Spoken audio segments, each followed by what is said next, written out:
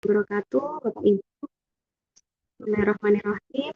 Kita mulai untuk sesi dari materi laboratorium halal bersama Ibu Yuni Helawati.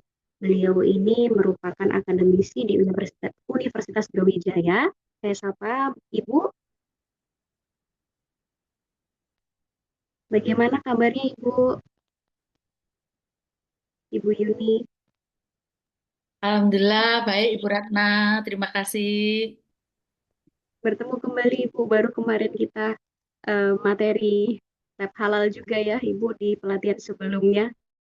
Alhamdulillah kita berjumpa kembali di pelatihan auditor halal ini kerjasama dengan BI. Tadi sudah disebutkan pesertanya oleh Pak Aldo.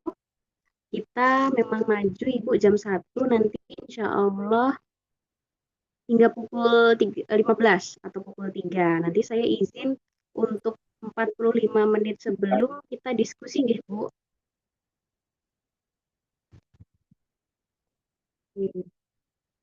Baik, semoga lancar internetnya Bapak Ibu.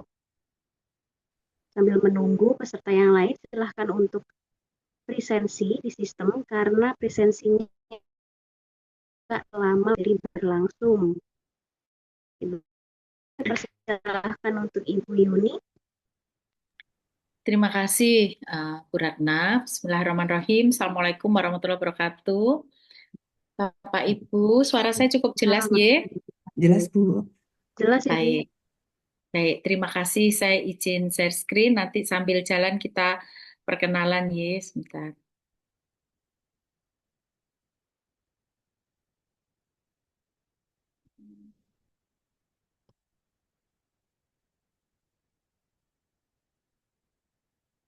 Oh. Slide saya sudah nampak, ye? Siap, sudah Ibu. Baik, Silakan. terima kasih. Bapak Ibu sekalian, tadi sudah dijelaskan dan saya sangat berbahagia sekali hari ini bertemu dengan 50 calon auditor yang sebenarnya sudah aktif mengaudit begitu katanya ini. Jadi insya Allah sebenarnya sudah paham semua, kita hanya sharing saja, mungkin nanti banyak diskusi dan saya rasa mungkin materi tentang standar laboratori pengujian ini juga sudah banyak dimengerti oleh Bapak Ibu. Kita hanya sharing dan juga mungkin berbagi pengalaman saja. Bapak Ibu sekalian, seperti yang disampaikan oleh Ibu Ratna tadi, biasanya memang Halal Institut memberikan tugas kepada saya untuk memberikan materi ini. Jadi karena memang saya ada di laboratorium, jadi terkait dengan pengujian untuk mensupport sertifikasi halal, produk halal itu eh, apa namanya bekerja sama dengan laboratorium. Kebetulan saya di Universitas Brawijaya di laboratorium riset terpadu. Tadi saya sampaikan Bapak Ibu bahwa kita sambil jalan kenalan gitu ya. Jadi tak kenal maka tak sayang begitulah. Insya Allah saya mulai bekerja di laboratorium itu sejak tahun 2012. Jadi sebenarnya home base saya adalah dosen di Universitas Brawijaya, namun setelah selesai S3 itu saya diberikan tugas tambahan begitu ya. Nah, sebagai sampai sekarang ini di mulai tahun 2023 itu sebagai kepala laboratorium riset terpadu di Universitas Brawijaya. Nah, Bapak Ibu, kenapa kok mesti kita bicara tentang laboratorium? Apa sih kaitannya gitu ya laboratorium dengan pengujian, dengan sertifikasi halal gitu. Sebelumnya, sebelum memulai, saya mengingatkan pada diri kita sendiri bahwa apa yang kita lakukan saat ini, Bapak Ibu, merupakan ikhtiar kita untuk menjalankan perintah Allah yang salah satunya ada di Quran Surat Al-Baqarah 168. Kira-kira isinya adalah, wahai umat manusia, makan-makanlah yang halal dan toyib, yang ada di muka bumi, dan janganlah kamu mengikuti langkah setan. Tentu saja ikhtiar auditor nanti untuk atau memberikan rekomendasi terhadap sertifikasi produk halal ini menjadi em, salah satu pengabdian, salah satu ibadah kita di mana karena ini langsung hubungannya dengan perintah Allah, maka kita selayaknya mengutamakan kehati-hatian. Nah, salah satu bentuk kehati-hatian itu adalah saat ini kita belajar terkait dengan pengujian di laboratorium. Halal sertifikasi ini kan sekarang ini em, menjadi salah satu kewajiban dari em, apa namanya industri em, atau produsen produk halal yang memang dia menggunakan bahan-bahan baku ataupun menggunakan em, sumber halal kecuali produk yang memang dia tidak menggunakan bahan halal maka ini tidak diwajibkan untuk sertifikasi. Nah, kenapa kok penting tadi ada laboratorium pengujian di satu rangkaian sertifikasi halal karena banyak sekali kita mengetahui bahwa produk itu berasal atau berbahan dasar turunan gitu ya, turunan. Jadi tidak langsung um, crude-nya. Jadi kalau misalnya daging babi misalnya, tentu saja tidak semuanya itu kelihatan bahwa itu adalah daging babi. Bisa jadi dari turunannya atau produk olahannya. Sehingga kita membutuhkan laboratorium pengujian untuk mengetahui apakah ada kontaminan non-halal yang ada di produk tersebut. Nah, mengapa kok penting adanya standarisasi standarisasi laboratorium pengujian? Karena itu tadi yang kita tetapkan itu akan menjadi fatwa, yang kita tetapkan itu menjadi dasar. Nah, bagaimana kalau seandainya ada laboratorium yang memberikan hasil pengujian yang tidak sama? Mana ini yang betul? Nah, untuk menjawab itu semua, maka laboratorium itu perlu distandarkan. Kalau laboratoriumnya terstandar, insya Allah semuanya harusnya terstandar. Kalau semuanya terstandar, baik itu metodenya, alatnya, SDM-nya, bahannya, nah, maksudnya adalah di consumables-nya, maka harusnya hasilnya itu sama. Ya, hasilnya harusnya tidak tidak outlier. Seperti itu. Oleh sebab itu, maka laboratorium terstandar ini penting untuk mensupport tersertifikasi halal suatu produk. Kenapa kok sekarang ini atensi terhadap produk halal itu meningkat pesat? Karena yang jelas kita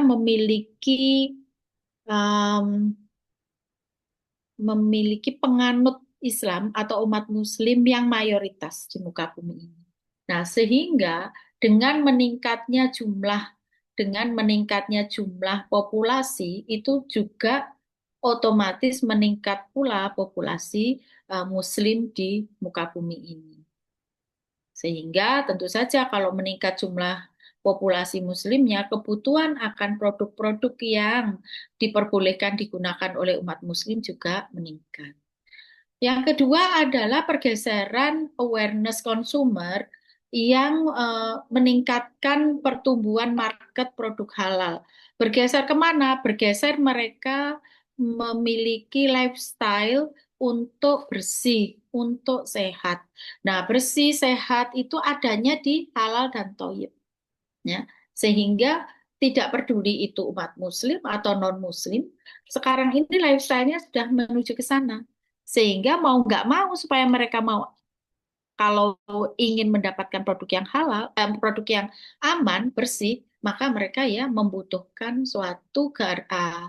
apa, suatu keyakinan atau garansi bahwa produk itu bersih, sehat, dan aman.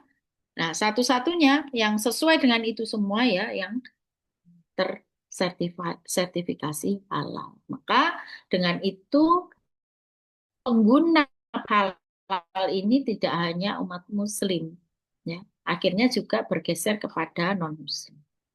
Hal ini diperkuat juga dengan meningkat pesatnya teknologi informasi, sehingga produsen yang ada di belahan bumi manapun itu bisa diakses oleh konsumen di belahan bumi yang lain, gitu.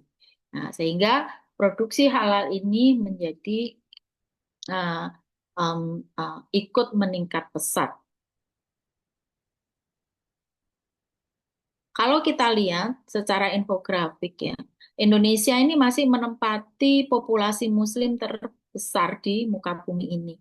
Jadi 12,7% umat Muslim di muka bumi ini isinya itu orang Indonesia gitu ya. Sedangkan di Indonesia sendiri itu memiliki populasi sekitar 87,2% umat Muslim. Nah, dia sangat dominan ya. Sehingga tentu saja dengan jumlah umat muslim yang banyak ini harusnya dia tidak hanya memiliki kuantitas tapi juga kualitas. Dalam hal apa? Dalam hal industri misalnya. Jadi tidak hanya kita ini sebagai umat muslim Indonesia itu sebagai konsumen, tetapi juga sebagai produsen. Nah, ternyata itu sudah terjawab karena posisi Indonesia di halal industri itu sesuai dengan GIEI Global Islamic Economy Indicator itu menempati posisi yang bagus ya.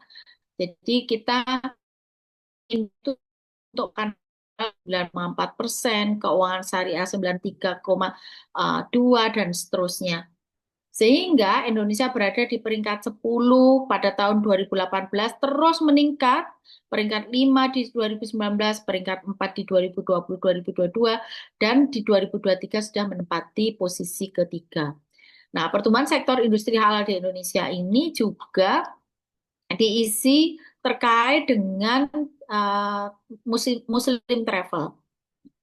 Dari data yang diperoleh dari Global Muslim Travel Index tahun 2023, Indonesia menempati peringkat 1 sebagai destinasi wisata halal terbaik di dunia. Ini mengalahkan kurang lebih 140 negara lainnya. Sedangkan di industri farmasi dan kosmetik peringkat ke-6, sektor modest fashion itu ada di urutan ketiga di belakang Uni Emirat Arab dan Turki. Nah, ini menunjukkan bahwa sebenarnya Indonesia ini sangat produktif dan diperhitungkan di kancah industri di dunia, terutama yang terkait dengan halal. Maka kita sebagai orang Indonesia, apalagi yang kita nanti bertanggung jawab terhadap kehalalan suatu produk ini, berusaha mempertahankan dan juga meningkatkan trust produk Indonesia di pasar dunia. Pemerintah juga telah menyiapkan dengan peraturannya nomor 39 tahun 2021 di mana jaminan produk halal atau disingkat JPH itu adalah merupakan suatu kepastian hukum yang memberikan kehalalan suatu produk. Buktinya apa? Buktinya dengan sertifikat halal. Nah, produk halal ini dinyatakan halal sesuai dengan syariat Islam. Nah, syariat Islam itu kita kan tidak boleh ada subhat ya Bapak Ibu. Jadi kalau misalnya ada keraguan-raguan apakah itu sebenarnya bisa bisa dikatakan halal atau tidak, maka kita harus mencari kepastiannya. Nanti di sanalah posisi laboratorium itu berada. Jadi untuk menghilangkan keraguan-raguan, mendapatkan data yang akurat. Kemudian proses produk halal yang selanjutnya disingkat PPH itu menjamin kehalalan produk mencakup apa saja bahannya, pengolahannya, penyimpanannya, pengemasannya, pendistribusiannya, penjualan, sampai penyajian produk. Kemudian sertifikat halal ini diakui, dikeluarkan oleh BPJPH berdasarkan fatwa yang dikeluarkan oleh MUI. Nah, ini yang kita singgung tadi di depan bahwa produk yang masuk, beredar, dan diperdagangkan di wilayah Indonesia itu wajib bersertifikat halal. Jadi kalau misalnya produk itu berasal dari bahan yang diharamkan, maka itu dikecualikan dari kewajiban bersertifikat halal.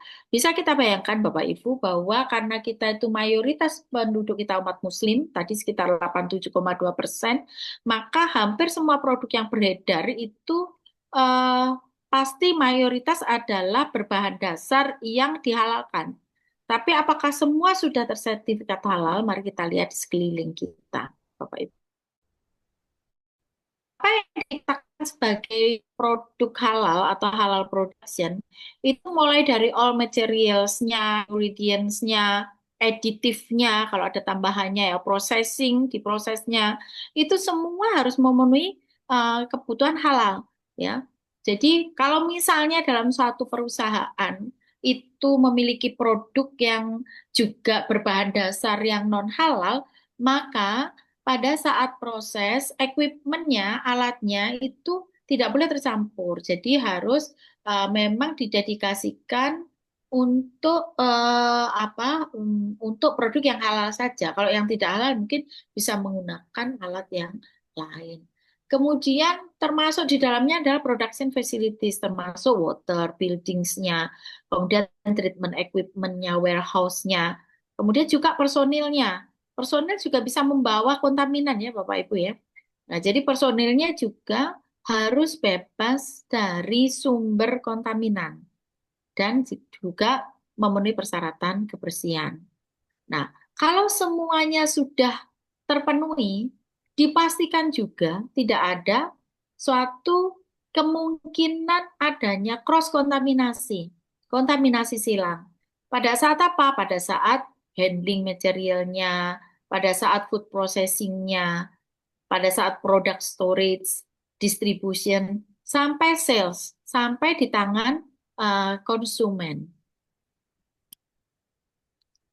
Ini yang menyebabkan kita kadang-kadang tidak bisa menentukan apakah dia ini masuk di dalam eh, persyaratan halal atau tidak. Karena kadang-kadang haram material, baik itu misalnya sumbernya dari Homer kah, dari bagian tubuh manusia, dari babi misalnya, atau bahkan dari hewan yang sebenarnya dia halal namun tidak disembelih dengan cara syariah Islam. Itu susah ditelusur ketika yang digunakan adalah bahan turunannya, misalnya bagian tubuh manusia yang digunakan misalnya adalah plasenta. Nah, plasenta ini kan di diteliti itu mengandung antioksidan, ya, mengandung antioksidan. Maka misalnya dipakai untuk bahan bahan kosmetik misalnya, untuk anti aging misalnya. Nah, itu yang kadang tidak tahu karena sudah berbentuk eh, berbentuk lain ya, berbentuk misalnya konsentratnya dan lain-lain ya. Lagi misalnya adalah apa misalnya adalah em, ini babi misalnya ya, misalnya babi misalnya. Nah, babi ini kan kalau kita turunkan banyak sekali ya turunannya, lemaknya, kulitnya, ya, terus apa organ dalamnya, kemudian dagingnya, eh, bulunya, tulang, bahkan darahnya. Nah, ini kalau sudah misalnya diturunkan lagi dari kulitnya, diambil artinya dipakai bahan tambahan untuk misalnya penyusun es krim, marshmallow, yogurt, atau permen, atau jelly, atau sebagai bahan dasar untuk cangkangnya kapsul. Nah, itu kan akan susah kalau misalnya kita lihat dengan kacamata atau dengan mata telanjang tanpa adanya suatu pengujian yang bisa membuktikan bahwa dia ini memang mengandung eh, bahan atau bagian tubuh dari babi. Lemak juga begitu. Lemak turunannya banyak sekali, monogliserid, gliserin, ya. Nanti misalnya dipakai sebagai bahannya emulsifiernya es krim atau creamer atau margarin. Nah, itu agak susah untuk dilacak, maka perlu adanya suatu analisis lebih lanjut. Ya. Kemudian, karena semua daerah, semua negara itu memiliki standar yang berbeda-beda, akhirnya ada World Halal Food Council, ya, yang merupakan suatu organisasi internasional menetapkan pedoman pengujian halal. Tujuannya apa? Tujuannya adalah untuk menyelaraskan menyelaraskan dari praktek dan memfasilitasi perdagangan global produk halal. Jadi kalau misalnya sudah termasuk di dalam World Halal Food Council ini, maka seandainya dia sudah disertifikasi halal, maka harusnya negara lain bisa menerima produk ini. Meskipun setiap negara itu memiliki standar pengujian yang berbeda-beda, gitu ya. Nah, koordinasi inilah yang menghasilkan keselarasan untuk memastikan konsistensi dalam sertifikasi. Sehingga nanti diakui bersama, menumbuhkan trust ya. Kemudian juga memfasilitasi akses pasar. Nah, sehingga yang kita butuhkan yaitu transparansi, kredibilitas, penerimaan pasar terhadap produk halal itu bisa tercapai sehingga mendorong pertumbuhan dan daya saing dalam industri halal. Sekarang kita bicara tentang di mana ini perannya laboratorium halal gitu ya. Perannya laboratorium halal itu memberikan fasilitas yang penting untuk menentukan kehalalan suatu produk. Jadi tadi itu ada pengujian ya, menjamin kehalalan produk bahwa produk ini tidak mengandung bahan non halal. Jadi dia bertanggung jawab, laboratorium bertanggung jawab terhadap layanan pengujian yang akurat dan terpercaya untuk mempertahankan standar yang tinggi, membuktikan secara ilmiah bahwa produk ini tidak terkontaminasi oleh material non halal yang tidak bisa hanya dilihat dengan kasat mata.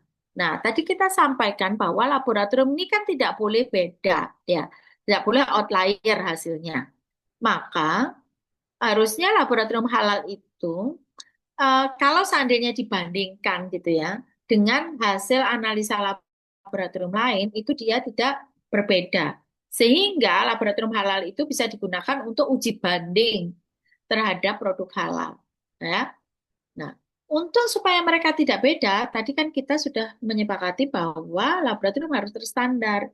Standar laboratorium yang diakui oleh nasional dan internasional itu adalah em, laboratorium yang terstandar ISO IC 17025 2017. Ini adalah contoh-contoh di mana sampel ya, sampel untuk apa namanya? Sampel untuk eh, produk halal itu bisa dilakukan pelacakannya. Misalnya sampelnya dari daging, fresh meat ya misalnya ya.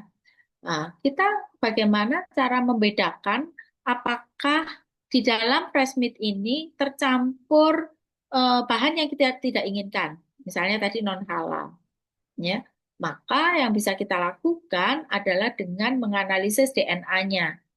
Analisis DNA ini bisa menggunakan metode polymerase chain reaction atau PCR. Nah, PCR ini macam-macam nanti ya. PCR itu jenisnya nanti kita bahas di belakang macam-macam.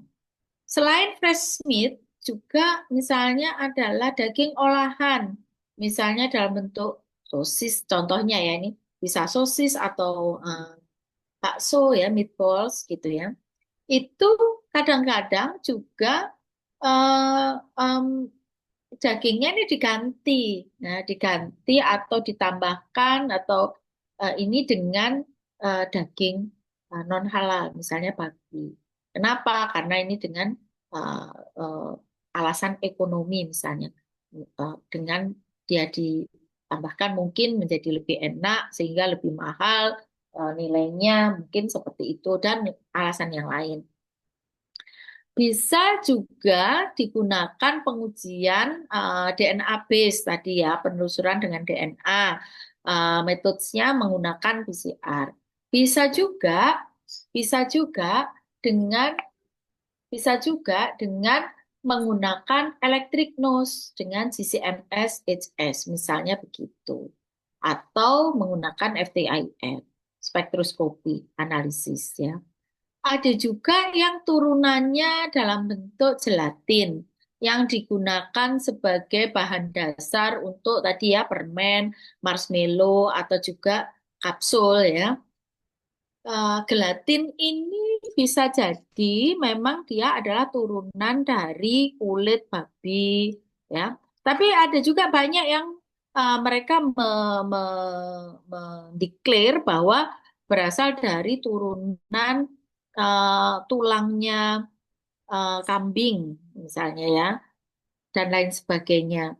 Nah, untuk membuktikan bahwa dia tidak terkontaminasi atau tidak dicampur dengan turunan atau gelatinnya dari uh, daging babi, misalnya, kita juga bisa menggunakan analisa DNA base, metodenya menggunakan PCR, misalnya ya. Ada juga yang confectionery produk ya misalnya tadi kan ya masuk gummy ya masuk marshmallow eh, permen dan lain sebagainya. Nah itu juga mengandung gelatin ya mungkin dia mengandung porcine gelatin ini juga bisa digunakan metode PCR. Minuman, nah ini minuman kadang-kadang em, juga mengkhawatirkan. Kita mencari minuman yang aman, misalnya dengan jus buah, gitu ya. Namun ternyata pada pembuatan jus buah itu supaya rasanya lebih enak, gitu ya, itu ditambahkan etanol. Jumlahnya memang sedikit, ya, jumlahnya memang sedikit karena yang diperbolehkan itu kan tidak boleh lebih dari 0,5%. Tetapi em, kita juga nggak tahu eh, pada saat pembuatannya itu apakah memang dia 0,5% atau tidak ya. Itu bisa dianalisa dengan menggunakan ENOS ya. Seasoning, contohnya misalnya saus kecap dan lain sebagainya, itu kan selama pembuatannya, selama prosesnya itu dia mengalami fermentasi. Nah, pada saat fermentasi itulah beberapa variasi alkohol dihasilkan, ya, dihasilkan. Nah, seberapa banyak ini hasil alkohol yang menjadi apa istilahnya produk sekunder pada saat dia fermentasi. Nah, itu harus dianalisis supaya memang memenuhi kebutuhan persyaratan halal tidak lebih dari 0,5% tadi, ya.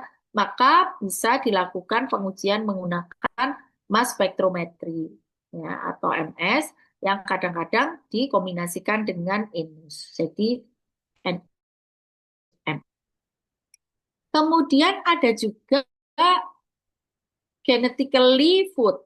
Contohnya misalnya adalah soybean atau kedelai. Ya, ini sebenarnya tidak hanya umat Muslim ya, Bapak Ibu. Beberapa penganut agama, baik itu Muslim, eh, Kristiani, atau juga em, Hindu misalnya ya, ada juga mereka itu yang memang concern terkait dengan etik, ya, etik dan halal status. Jadi halal status dan etik dari genetically modified foods atau sering disebut dengan mungkin sebelumnya itu genetically modified organism atau GMO. Karena memang ada beberapa yang berkeyakinan bahwa itu menyalahi takdir gitu ya. Jadi takdirnya sudah dibuat seperti itu genetically-nya namun diubah oleh manusia karena eh, beberapa reason sih sebenarnya. Alasan yang sering dikemukakan adalah karena kebutuhan tertentu. Misalnya biasanya itu kedelai ini panen misal ya 5 bulan atau 6 bulan. Itu dipercepat jadi 4 bulan, diberikan growth hormone, diberikan gen untuk tahan penyakit misalnya dan seterusnya. Nah, sehingga em, bisa jadi di alam itu ya di populasinya dia akan menggeser akan menggeser organisme dengan sifat aslinya, wildnya, ya, sifat aslinya. Nah, itu kalau tergeser lama-lama ya punah, maka digantikan oleh GMO-GMO ini tadi, ya. Kalau GMO-nya misalnya ya, kalau kita bicara trophic level, kalau kita bicara tentang rantai makanan, kalau satu level ini terlalu kuat ya nih, pertumbuhannya cepat, tahan terhadap penyakit, dan lain-lain, maka trophic level di atasnya ini kan menjadi kalah, ke atasnya atau bawahnya akan berpengaruh. Sehingga tentu saja itu mempengaruhi populasi dalam suatu ekosistem. Nah, ini bisa dicek apakah dia ini GMO atau bukan, itu bisa menggunakan PCR juga. Nah, tadi kalau kita membahas beberapa contoh produk makanan dan minuman, kemudian bagaimana menganalisanya di laboratorium untuk memastikan bahwa pangan ini aman, gitu ya. Nah, sekarang kita juga bicara tentang textile and clothes, gitu ya.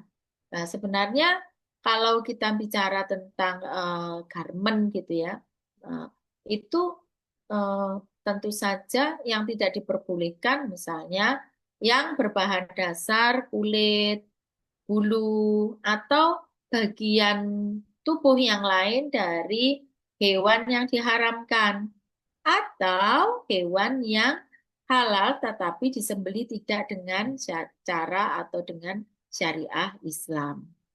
Atau juga jangan lupa Bapak Ibu tidak boleh juga di sertifikasi halal untuk pakaian yang menyerupai kelompok tertentu ya, menyerupai Yahudi, menyerupai Nasrani dan lain sebagainya.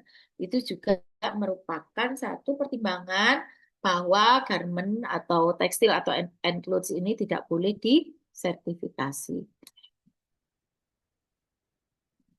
Yang lain adalah kosmetik. Kosmetik ini juga tidak diperbolehkan mengandung bahan-bahan dari turunan hewan non halal ya.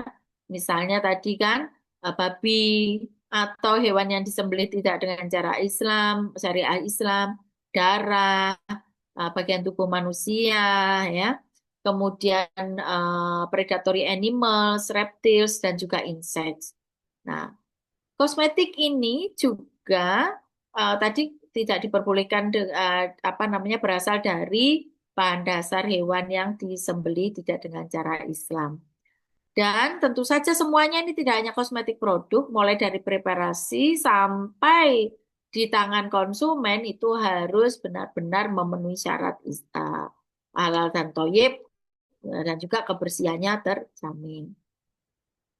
Kemudian halal kosmetik produk, oh ya, juga pada saat dia prosesnya maka industri harus menggunakan dasar-dasar tertentu industrinya, misalnya CGMP atau HACCP gitu. Kemudian halal kosmetik produk yang sudah berlogo itu juga harus mengindikasikan bahwa dia itu bersih, aman. Nah, aman ya, aman. Aman itu tidak ada efek yang sangat membahayakan. Berarti kan mungkin sebelumnya ada uji macam-macam gitu ya.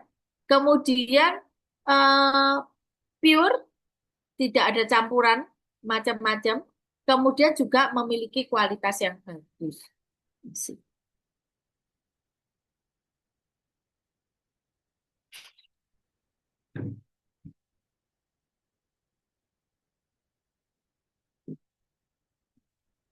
Jadi semua ini menjadi salah satu persyaratan untuk apa, sertifikat halal itu bisa dicantumkan.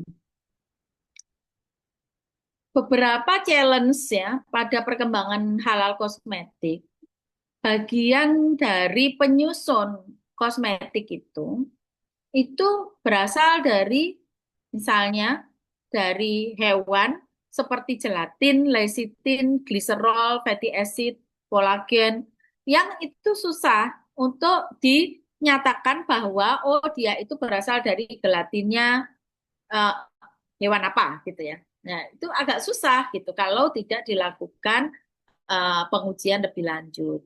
Kemudian coloring, sumber pewarnaan di kosmetik itu juga beberapa adalah turunan dari insek.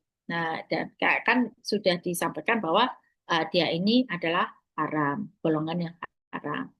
Kemudian misalnya juga sebenarnya dari bovine ya, tapi dia tidak disembelih dengan cara Islam misalnya. Nah, itu tadi juga masuk. Dan semuanya itu yang tidak kalah pentingnya, kalau kosmetik ini dipakai tidak mengganggu ibadah. Nah, bagaimana? Contohnya saja ya. Salah satu contoh, misalnya adalah kitek, ya. Kitek yang dipakai yang tidak bisa tembus air, maka wudhunya menjadi tidak sempurna sehingga pada saat dia sholat itu menjadi tidak sah. Nah, itu yang tidak diperbolehkan untuk disertifikasi halal.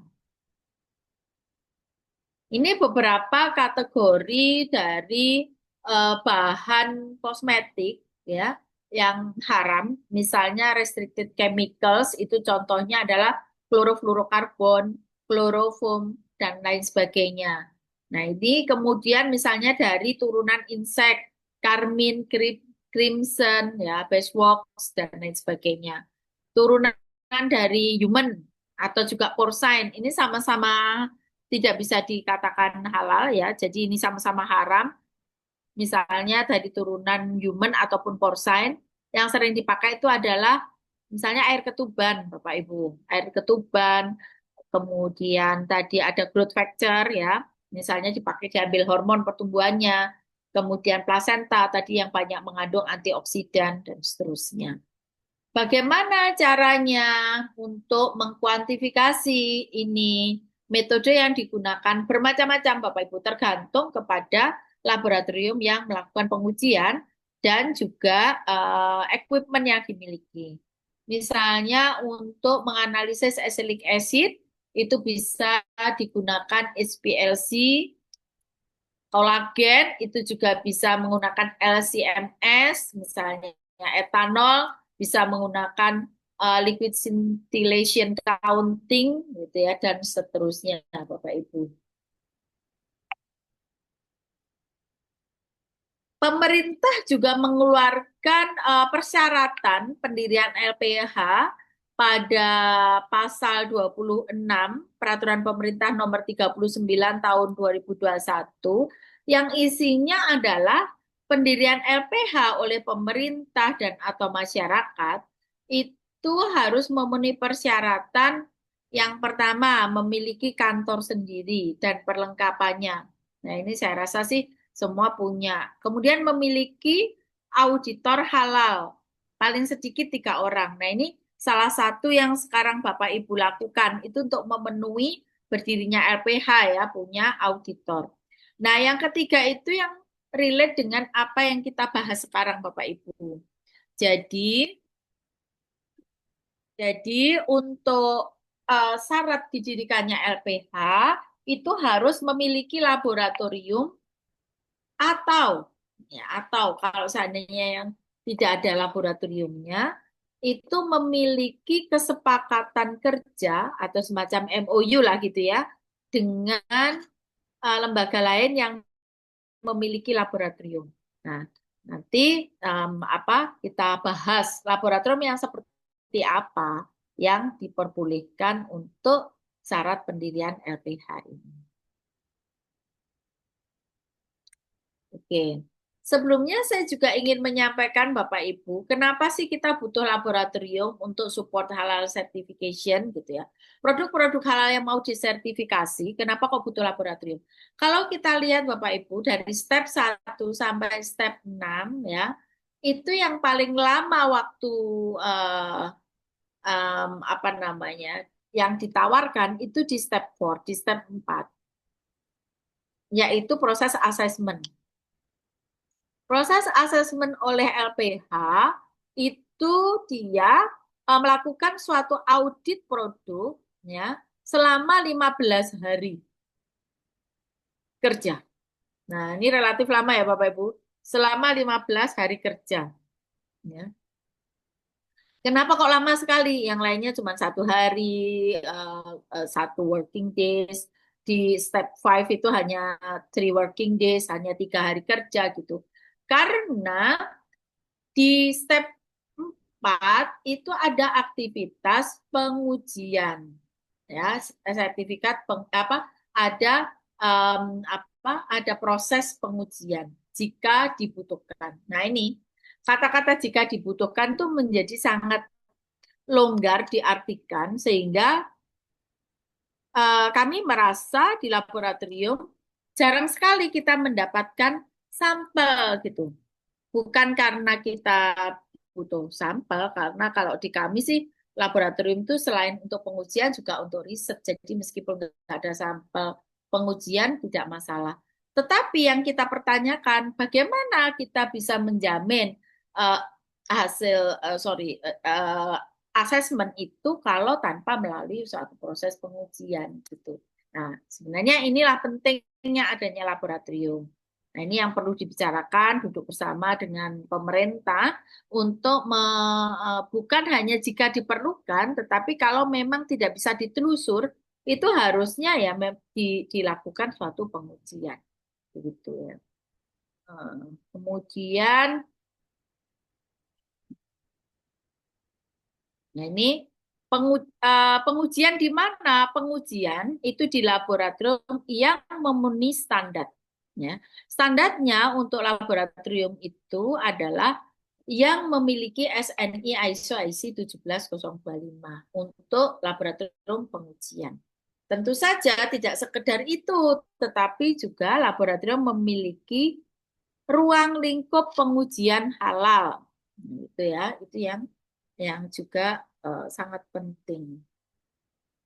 Nah, bagaimana kalau untuk LPH-LPH yang ingin mengcreate atau membuat laboratorium untuk mensupport produk halal? Yang pertama, Bapak Ibu, maka harus diketahui standar halal. Jadi laboratorium harus tahu tuh standar halal, ya, baik itu makanan atau yang lain-lain. Itu yang dilarang yang seperti apa berdasarkan Al-Quran. Maka laboratorium itu harus tahu, ya. Kemudian men-setting up laboratori, yaitu dengan me, apa, me, menyiapkan equipment yang diperlukan untuk menguji halal. Setelah itu mencari atau merekrut ya staff yang qualified. Staff yang qualified di laboratorium itu ditunjukkan dengan staff ini memiliki sertifikat kompetensi terhadap pengujian yang dilakukan. Kemudian yang berikutnya adalah mengembangkan prosedur pengujian. Prosedur pengujian yang mau dipakai yang mana tuh?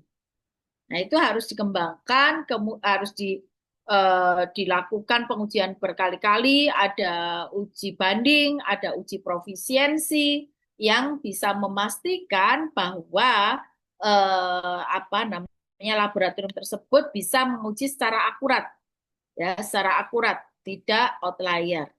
Kalau sudah berkali-kali dilakukan sampai uji profisiensi juga mendapatkan hasil yang stabil, hasilnya bagus, stabil, valid, akurat, maka bisa mengajukan sertifikasi ke Komite Akreditasi Nasional. Ya, nanti di situ akan dites macam-macam, ada unjuk pengujian, ada melihat kesesuaian lingkungan laboratorium, validitas dari alat, kemudian juga metode dan lain sebagainya banyak sekali sesuai dengan dokumen ISO 17025. Kalau sudah mendapatkan akreditasi, maka dilakukan monitoring secara terus-menerus dan diimprove, ditingkatkan kualitasnya. Kalau memang itu sudah bagus, bisa juga ditambahkan dengan ruang lingkup halal yang lain. Standar internasional ISO 17025 di laboratorium itu sebenarnya dia mencakup pengujian dan kalibrasi. Nah, sebenarnya ini hampir sama dengan GLP, GMP, tapi ISO 17025 ini lebih ketat, Bapak Ibu, lebih ketat. Nah, sehingga inilah sebenarnya yang bisa dipakai sebagai dasar untuk autentikasi halal produk. Ini bentuk sertifikasinya, bentuk standarnya, sorry, ini bentuk standarnya, SNI-nya, ya. Ini sebenarnya diambil dari sumber dengan berbahasa Inggris, tapi sudah ditranslate gitulah ya, oleh Badan Standarisasi Nasional Indonesia. Di dalam ISO 17025 ada beberapa persyaratan umum yang tidak boleh dilanggar. Yang pertama adalah ketidakberpihakan atau objektivitas. Jadi, sampel yang masuk itu tidak boleh ada benturan kepentingan, Bapak Ibu. Jadi, kalau misalnya ini sampel dari saudaranya, sampel dari keluarganya. Nah, itu harusnya dihindari untuk dianalisis di laboratorium yang memungkinkan adanya suatu konflik of interest. Tapi kalau seandainya tidak memungkinkan dihindari, maka yang dilakukan adalah beberapa poin untuk mencegah adanya suatu konflik of interest, misalnya dengan blind sample dan lain sebagainya, ya, sehingga bisa terbebas dari benturan kepentingan, terbebas dari bias, ya, netral, adil, transparan, kewaspadaan, keterpisahan, dan keseimbangan. Kemudian ada pengaduan. Pengaduan itu ungkapan ketidakpuasan oleh orang atau organisasi manapun terhadap hasil analisis laboratorium. Ini berkaitan dengan baik itu prosesnya, proses analisanya, kegiatannya, atau hasil analisanya. Ya, ini bisa dilakukan pengaduan, bisa dilakukan pengaduan. Ya, kemudian perbandingan antar laboratorium. Jadi yang tadi saya sampaikan, oh laboratorium kami sudah sangat valid, tapi dibuktikan juga dengan perbandingan antar laboratorium. Benarkah kalau dengan sampel yang sama, metode yang sama, kemudian alat yang sama, itu hasilnya sama? Kalau hasilnya beda, bisa dilihat nanti apakah SDM-nya atau prosedurnya atau yang lainnya. Ya. Tapi biasanya kalau laboratoriumnya sudah terstandar ISO, kan itu akan rutin, ya, akan rutin dilakukan uji banding. Ya. Kalau rutin dilakukan uji banding, uji profisiensi, maka ketika pengujiannya sudah berbeda, itu maka dia pasti akan segera diperbaiki. Pasti akan dilakukan. Apakah ini yang berbeda, gitu ya?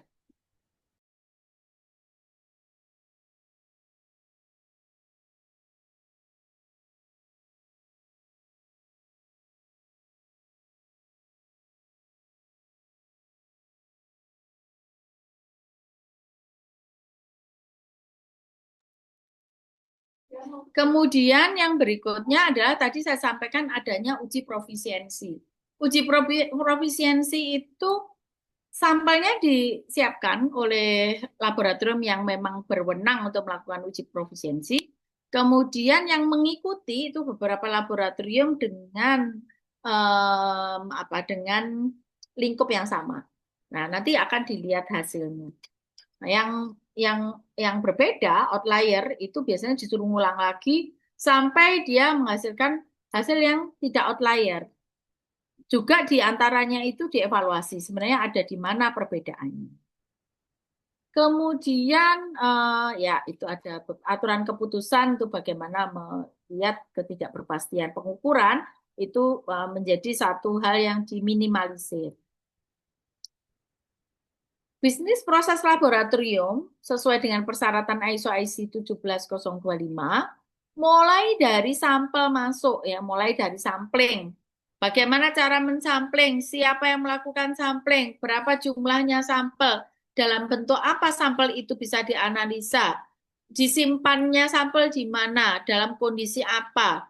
Kemudian adakah retensi sampel? Jumlahnya berapa? Disimpan berapa lama? Itu semua ada di klausul 7. Klausul 7 itu tentang handling sampel. Ya, 7.3 itu tentang sampling, 7.4 itu tentang handling sampel. Preparasinya bagaimana, kalibrasinya bagaimana, cara rilis sampelnya itu bagaimana. Ya. Setelah itu, bagaimana dia itu dievaluasi. Setelah bagaimana dia dianalisis. Setelah dianalisis, kualitasnya seperti apa. Itu semua diatur di dalam ISO 17025 dan diawasi oleh KAN, Bapak Ibu. Maka kalau ada laboratorium yang memang terakreditasi melakukan pengujian sampai hasilnya beda, dua laboratorium dengan sampel yang sama hasilnya beda, itu patut dipertanyakan gitu ya. Nah, kalau memang laboratoriumnya belum terstandar Bu, belum masuk ISO 17025. Nah, itu sebabnya mengapa kok laboratorium yang boleh melakukan analisis itu laboratorium yang terstandar gitu ya. Kalau kita membuat suatu laboratorium, itu minimal ada manajer puncak, namanya tapi bisa berbeda-beda ya Bapak Ibu. Itu pimpinan, kemudian ada bagian teknis, quality control, bagian assurance, bagian finance, dan untuk staff analisa. Nah, itu harus terpenuhi. Kemudian metodenya yang dilakukan untuk mendeteksi produk halal pada standar laboratorium itu ada dua. Ada metode baku, ya, ada metode baku, ada juga metode yang dikembangkan. Ya, metode yang dikembangkan. Metode yang dikembangkan itu kalau seandainya kita tidak menemukan metode baku, gitu ya. Maka kalau metode yang dikembangkan itu perlu validasi. Kalau metode baku itu hanya perlu verifikasi. Ya. Ini beberapa teknik yang digunakan untuk halal food ya. Ini halal food authentication. Namun sekarang ini sudah sangat berkembang Bapak Ibu. Sampai di AI gitu ya, sampai di artificial intelligence gitu. Jadi semuanya berkembang. Kalau simpelnya ya, misalnya kita kelompokkan ya untuk uji DNA itu biasanya menggunakan PCR. Nanti PCR-nya macam-macam. Untuk deteksi alkohol boleh menggunakan GCFID ya. Kemudian untuk protein bisa menggunakan LC-MS. Kemudian fat differential scanning calorimetry itu untuk mendeteksi fat. Leather untuk kulit ya bisa digunakan SEM atau FTIR. Kulit untuk apa? Misalnya untuk fashion ya, produk fashion seperti sepatu, jaket, ya, topi, kemudian ikat pinggang dan lain sebagainya, atau mungkin untuk joknya mobil dan lain sebagainya. Apakah dia bahan dasarnya dari misalnya kulit hewan yang tidak halal atau tidak, nanti bisa diuji dengan SEM atau FTIR. Ini tadi sama untuk material detection POC gitu ya. Kalau yang non targeted bisa menggunakan FTIR, targeted bisa menggunakan SDS-Page, qPCR, ELISA, LC-MS misalnya ya. Ini salah satu contoh untuk pengujian menggunakan FTIR spektroskopi. Fungsinya untuk menganalisis makanan yang mengandung lemak hewani, misalnya di produk coklat, kue, biskuit, gitu ya. Apakah dia mengandung bahan non halal, misalnya lemaknya yang dipakai lemak babi atau bukan, dan seterusnya. Ya. Kemudian dia juga bisa untuk mendeteksi dan mengukur sampel makanan yang tercemar lemak babi ini berapa persen gitu. Nah ini dia bisa sampai levelnya 3% itu bisa gitu ya. Nah, itu dengan melihat pita serapannya. Pita serapan untuk sapi itu pada bilangan gelombang 3.464 per sentimeter. Untuk yang babi itu 3.471. Jadi dia puncaknya relatif lebih tinggi dibandingkan sapi yang menunjukkan adanya ikatan OH dari karboksilat. Beberapa contoh menggunakan FTIR, baik yang basic ataupun advance, untuk analisa halal autentikasi makanan dan minuman, produk makanan dan minuman. Ini ada yang basic, yaitu FTIR. Itu untuk menganalisa apa namanya lard and porcine, ya. Itu bisa dilakukan menggunakan FTIR yang konvensional.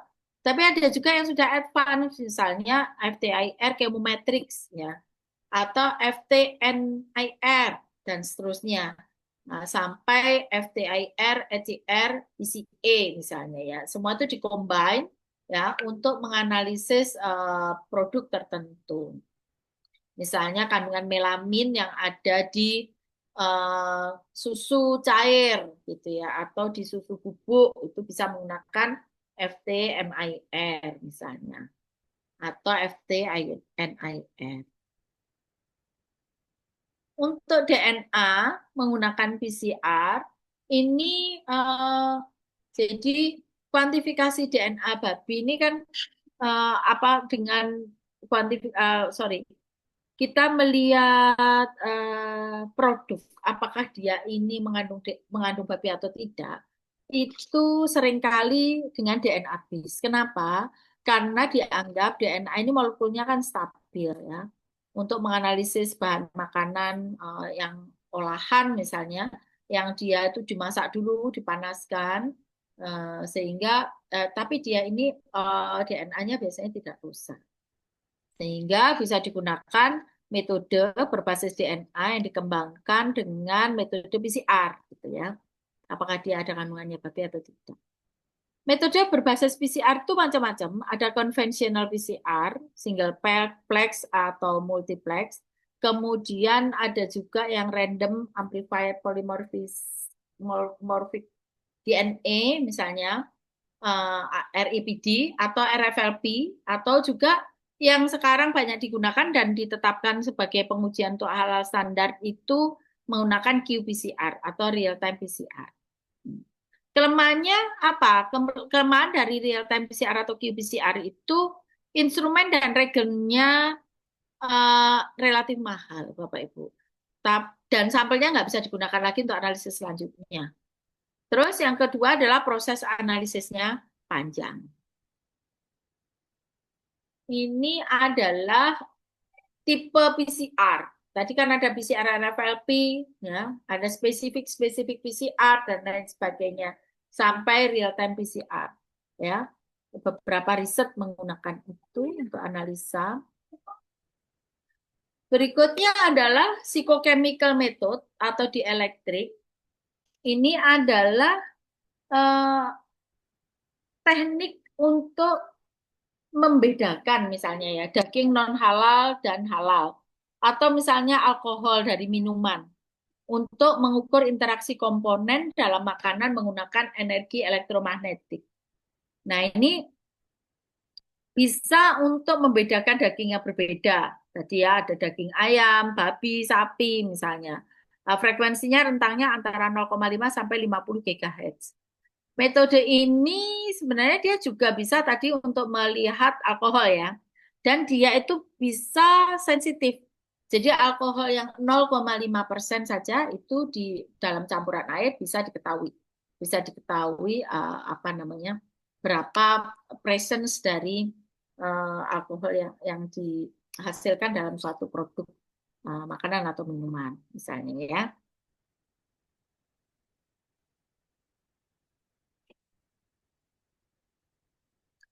Enos tadi ya, Enos itu untuk membedakan senyawa volatil. Jadi kan hidung kita tuh bisa untuk mengetahui ya, ini sudah bau alkohol, menyengat Ada yang orang lain bilang, oh belum bau gitu ya. Standarisasinya tidak ada Bapak Ibu. Jadi sangat subjektif. Oleh sebab itu diperlukan suatu standarisasi. Oh ini benar-benar sudah ada alkoholnya nih. Seberapa banyak itu menggunakan electric nose. Yang sebenarnya electric nose itu meniru indera penciuman dari manusia.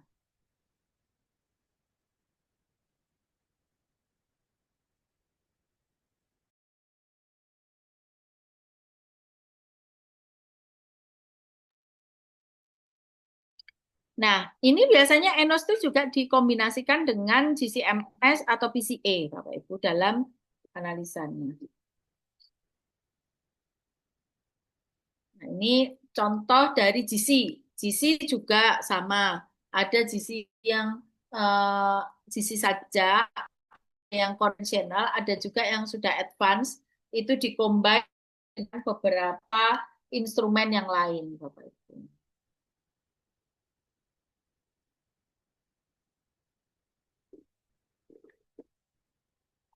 Untuk apa? Untuk menguji misalnya daging, baik itu fresh ataupun olahan, kemudian minyak, gitu ya, minyak, lemak, minuman, itu, kemudian produk fermentasi, itu bisa dia menggunakan GC. Macam-macam ya, GC detektornya, ada GC MSHS, ya, ada yang dikombin dengan TOF, ada yang dikombin dengan FID, ya, dan lain sebagainya.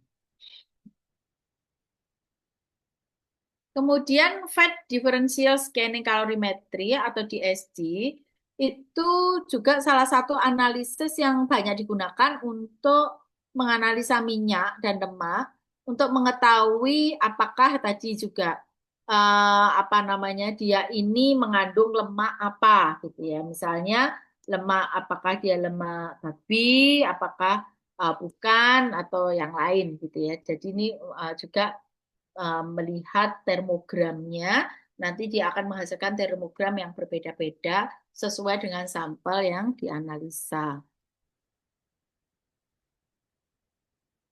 Deteksi dengan menggunakan DSC, ini juga macam-macam sampel yang bisa digunakan, misalnya minyak sayur, ya, kemudian macam-macam daging dan lain sebagainya, atau produk-produk eh, yang digoreng, produk-produk yang mengandung lemak dan lain sebagainya.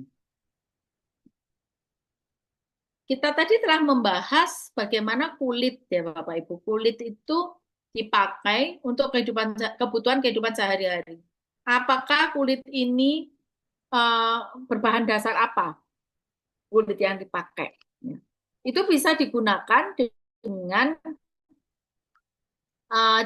menggunakan scanning electron microscope, ya, dengan menggunakan SEM untuk mengidentifikasi apakah dia ini berbahan dasar apa kulitnya, ya. Kalau kita lihat Bapak Ibu, eh, gampangnya itu sebenarnya biasanya kulit babi itu pori-porinya, lubangnya itu bentuknya segitiga. Nah, dulu orang bilang bahwa oh kalau kulit dia lubangnya segitiga tuh babi tuh, jadi nggak bisa dipakai.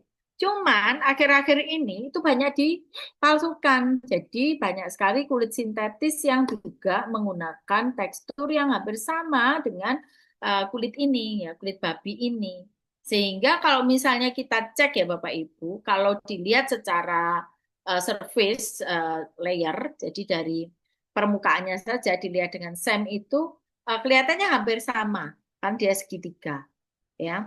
Tapi kalau misalnya kita iris melintang begitu, itu untuk yang kulit babi itu dia ada follicles penetrate, jadi hair follicles penetrate-nya, jadi kayak ada saluran bulunya. Tapi kalau yang imitasi itu enggak ada. Dan biasanya sebelum dianalisa itu kan dikasih sampel preparation ya. Kalau untuk yang kulit babi itu dia melebar porinya.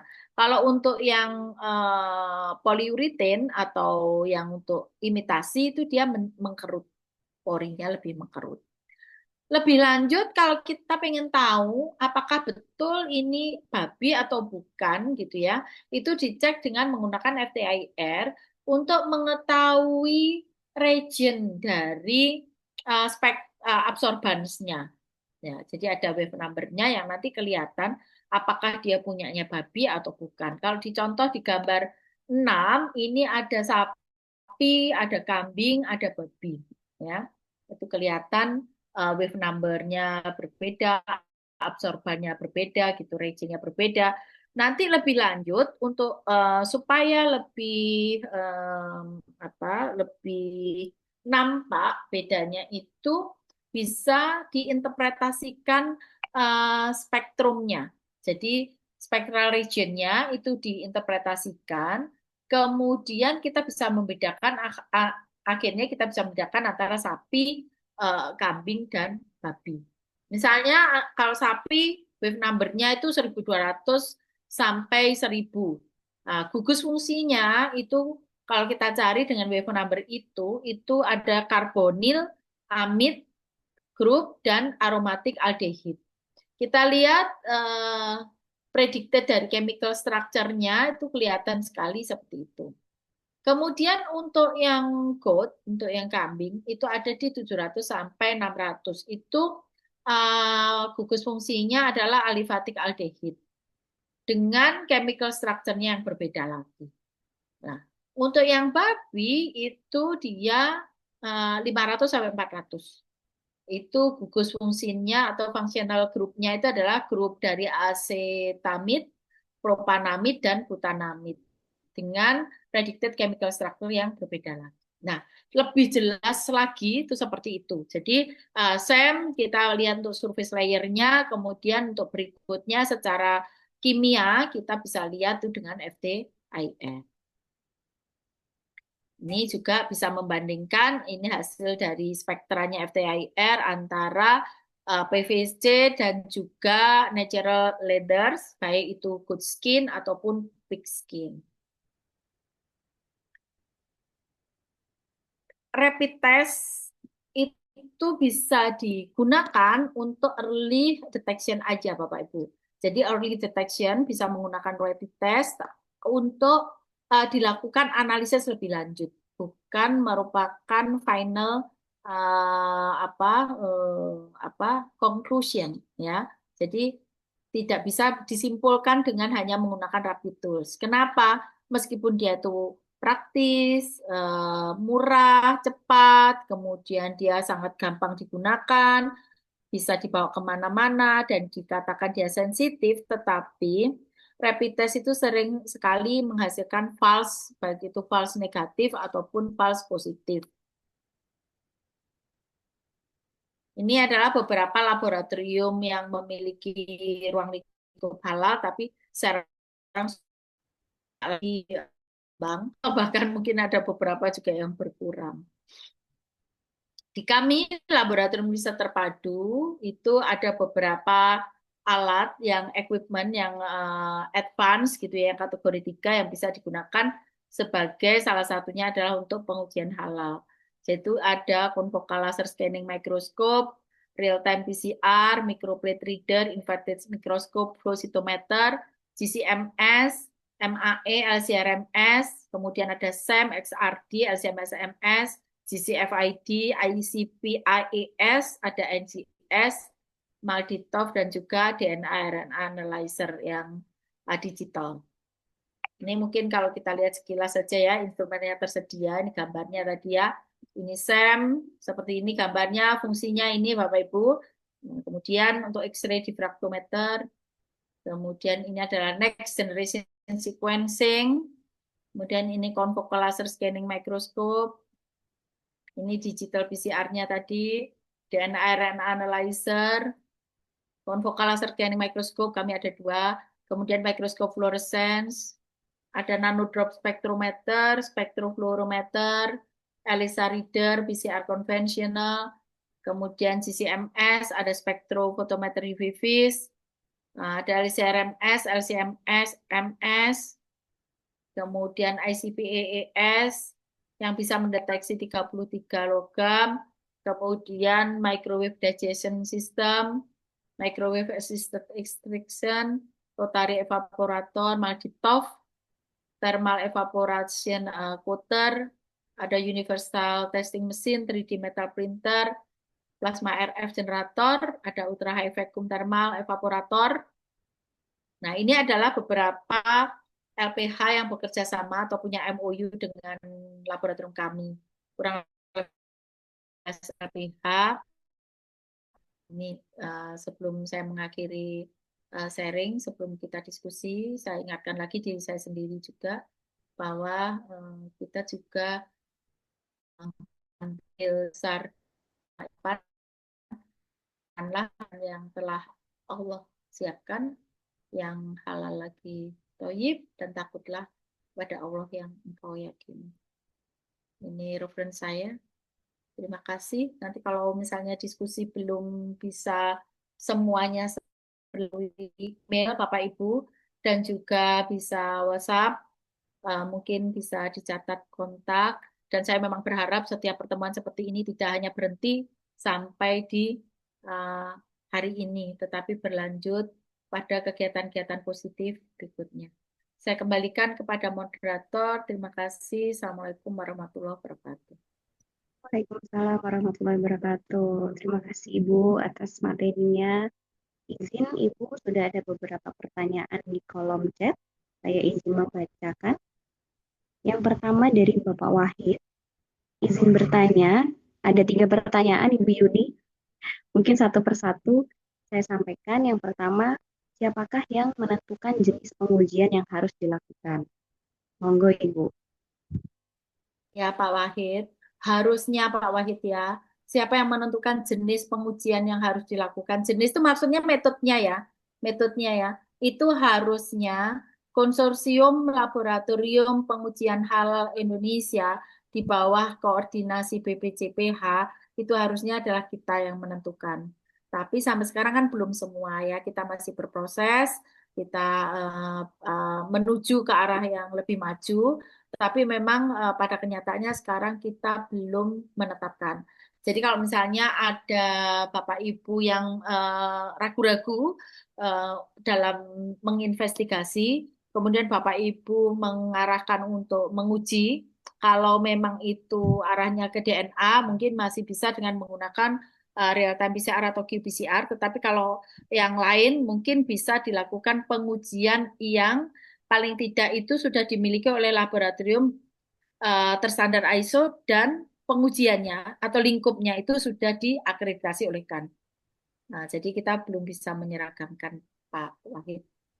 Baik, izin melanjutkan yang kedua Ibu. Apakah hasil pengujian mudah dipahami dan dimengerti atau ada penjelasan dari lab penguji?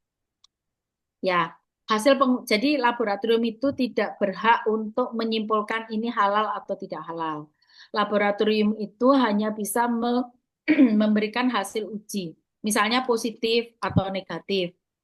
Misalnya kalau kualitatif ya, kalau kualitatif misalnya menggunakan itu hanya positif, ada indikasi yang ditargetkan, misalnya ditargetkan DNA babi gitu ya. Berarti kalau misalnya ada amplifikasi itu ada atau tidak ada, begitu. Sedikit atau banyak. Kalau kuantitatif itu berapa jumlahnya, ini berapa jumlahnya. Nah, kembali lagi kan kita itu ada beberapa em, parameter yang ditetapkan jumlahnya, ada yang tidak. Kalau misalnya babi, DNA babi, itu berapapun, itu kan dianggap ya haram kalau misalnya ada diidentifikasi ada DNA babinya. Tetapi kalau alkohol kan tidak, misalnya ya. Kalau alkohol, kalau selama dia kurang dari 0,5%, dianggap itu masih memenuhi syarat, diperbolehkan. Jadi uh, halal. Nah, hal-hal semacam itu, laboratorium itu tidak boleh memberikan kesimpulan, tapi memberikan hasil. Tapi kalau dalam pembacaan hasil loh ya, bukan rekomendasi dan kesimpulan. Pembacaan hasil membutuhkan penjelasan dari laboratorium, kami akan menjelaskan. Ini artinya apa? Nah, itu dijelaskan oleh laboratorium. Itu Pak Wan. Baik. Yang ketiga, Ibu, seberapa kuat pengaruh dari hasil pengujian terhadap hasil audit secara keseluruhan? Menurut saya, kalau memang itu tidak bisa diputuskan tanpa adanya pengujian, ya sangat kuat, Pak. Seperti yang tadi, Pak. Misalnya bahan dasarnya adalah gelatin. Bagaimana kita bisa tahu gelatin itu berasal dari mana? Kecuali kalau memang ada dokumen ya, ada dokumen. Misalnya contohnya begini, Pak. Suatu industri menggunakan produk gelatin. Produk gelatinnya sudah ada sertifikasi halalnya. Bapak tidak sedang mensertifikasi produk gelatinnya, tapi mensertifikasi produk yang menggunakan bahan gelatin itu. Maka kita stop di situ, Pak. Artinya begini, yang memberikan sertifikasi halal terhadap produk gelatin itu tadi, ya silakan. Berarti dia sudah memastikan itu halal. Kalau seandainya ada subhat di sana, yaitu dosa jariahnya ada di sana. Bapak sedang melakukan investigasi terhadap produk yang menggunakan bahan gelatin ini tadi, tapi sudah ada sertifikasi halalnya, Bu. Ya sudah, berarti Bapak tugasnya di sana. Nah, Bapak tidak melanjutkan dosanya kalau seandainya itu memang sudah dideklir halal di situ. Nah, gitu ya. Baik, Tapi kalau seandainya tidak, nah harus Pak, itu kuat sekali Pak, itu pengaruhnya Pak. Kalau kita ragu-ragu, kuat sekali. Ye, gitu ya Pak Wahid. baik. Selanjutnya dari Ibu Hani, untuk lab yang terakreditasi, apakah sampai ke pemastian lingkup akreditasinya atau cukup terakreditasi ISO 17025? Sampai ke lingkup akreditasi. Jadi harus dia memiliki lingkup pengujian halal. Nanti Ibu, Bapak merekomendasi diuji di laboratorium yang terakreditasi ISO 17025. Tapi ternyata yang terakreditasi adalah lingkup pengujian apa, PON apa gitu misalnya ya. Bukan bukan yang sedang Bapak Ibu ujikan itu ya, enggak boleh. Gitu. Baik, Ibu. Gitu. Saya lanjutkan izin Ibu Ya. dari Pak Farid. Untuk pengujian suatu sampel cukup satu kali atau diduplo dan atau ditriplo. Ya, sangat depend on the samples. Jadi tergantung pada sampelnya.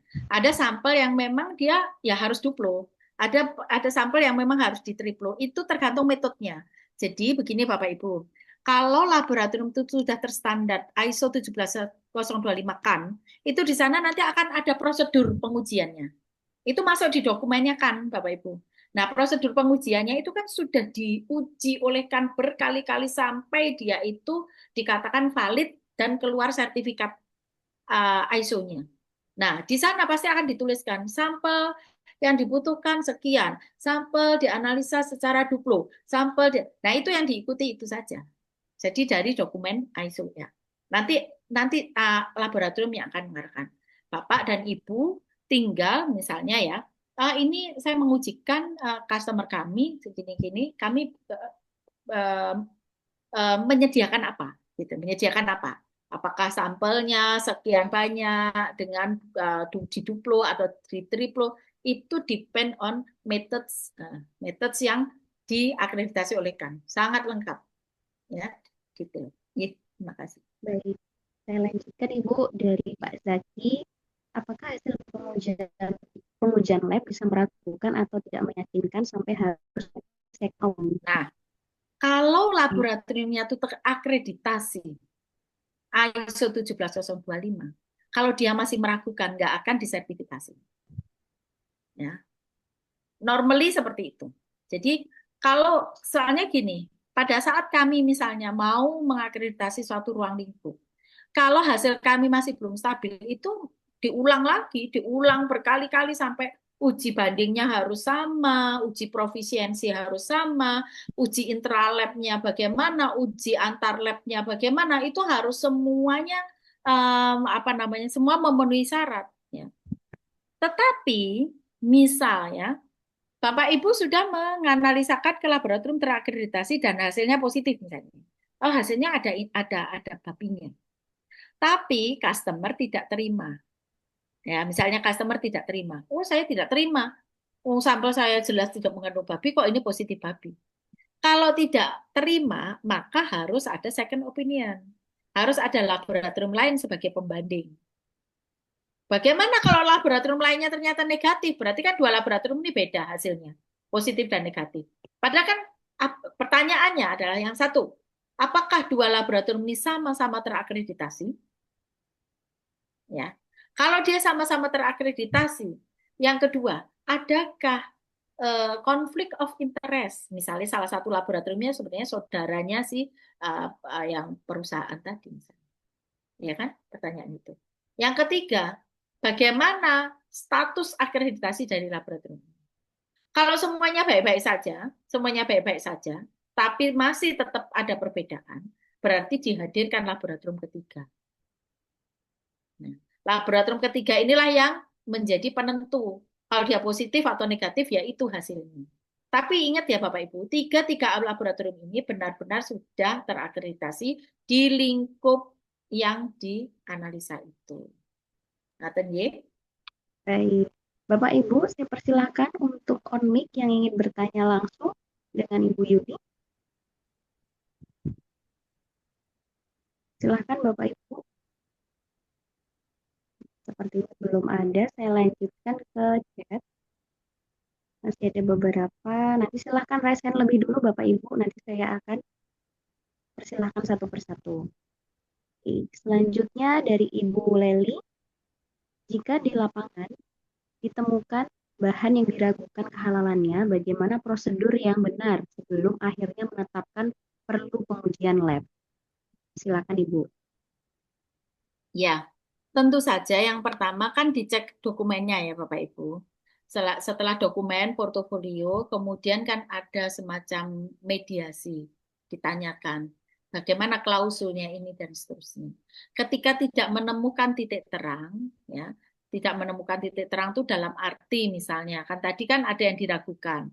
Oh ternyata setelah di tracing dokumennya, oh ini ada kok tadi misalnya ya gelatinnya ada kok ini sertifikat halal dari gelatinnya misalnya. Oh berarti kan selesai itu, ya kan? Kalau itu tidak selesai kan ada semacam bukan mediasi tetapi mungkin klarifikasi ditanyakan. Itu seperti apa sih sebenarnya klausulnya mendapatkan bahan ini seperti apa ini. Nah, balik lagi sebagai auditor, auditor itu seperti jaksa Bapak Ibu, ya. Jadi menetapkan, oh oke, dia meyakinkan misalnya, ya sudah tidak perlu. Tetapi kalau misalnya, oh ternyata kok saya masih belum menemukan kejelasannya ya. Nah, itu makanya Bapak Ibu perlu rekomendasi pengujian.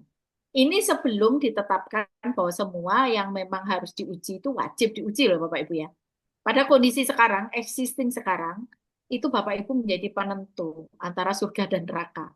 Jadi, apakah ini saya harus melakukan rekomendasi pengujian atau tidak? Nah, expert judgment ini biasanya berdasarkan pengetahuan dan pengalaman. Jadi, Bapak Ibu perlu menggali pengetahuan yang lebih kuat terkait dengan sampel yang ini tadi dicurigai ini tadi, ya, produk yang dicurigai ini tadi.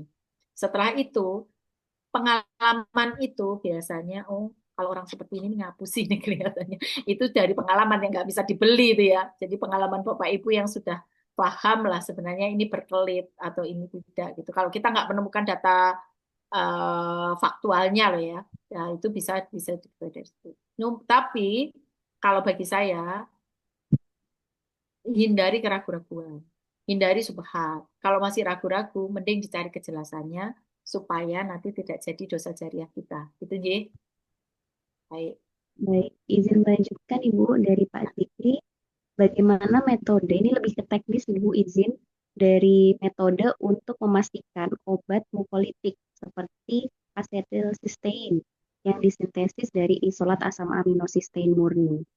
Baik struktur kimia sistein umum, kemudian dari hewani atau nabati, bukan berasal dari produk turunan dari rambut atau bulu babi. Bagaimana cara untuk atau metode untuk mendeteksinya, Ibu?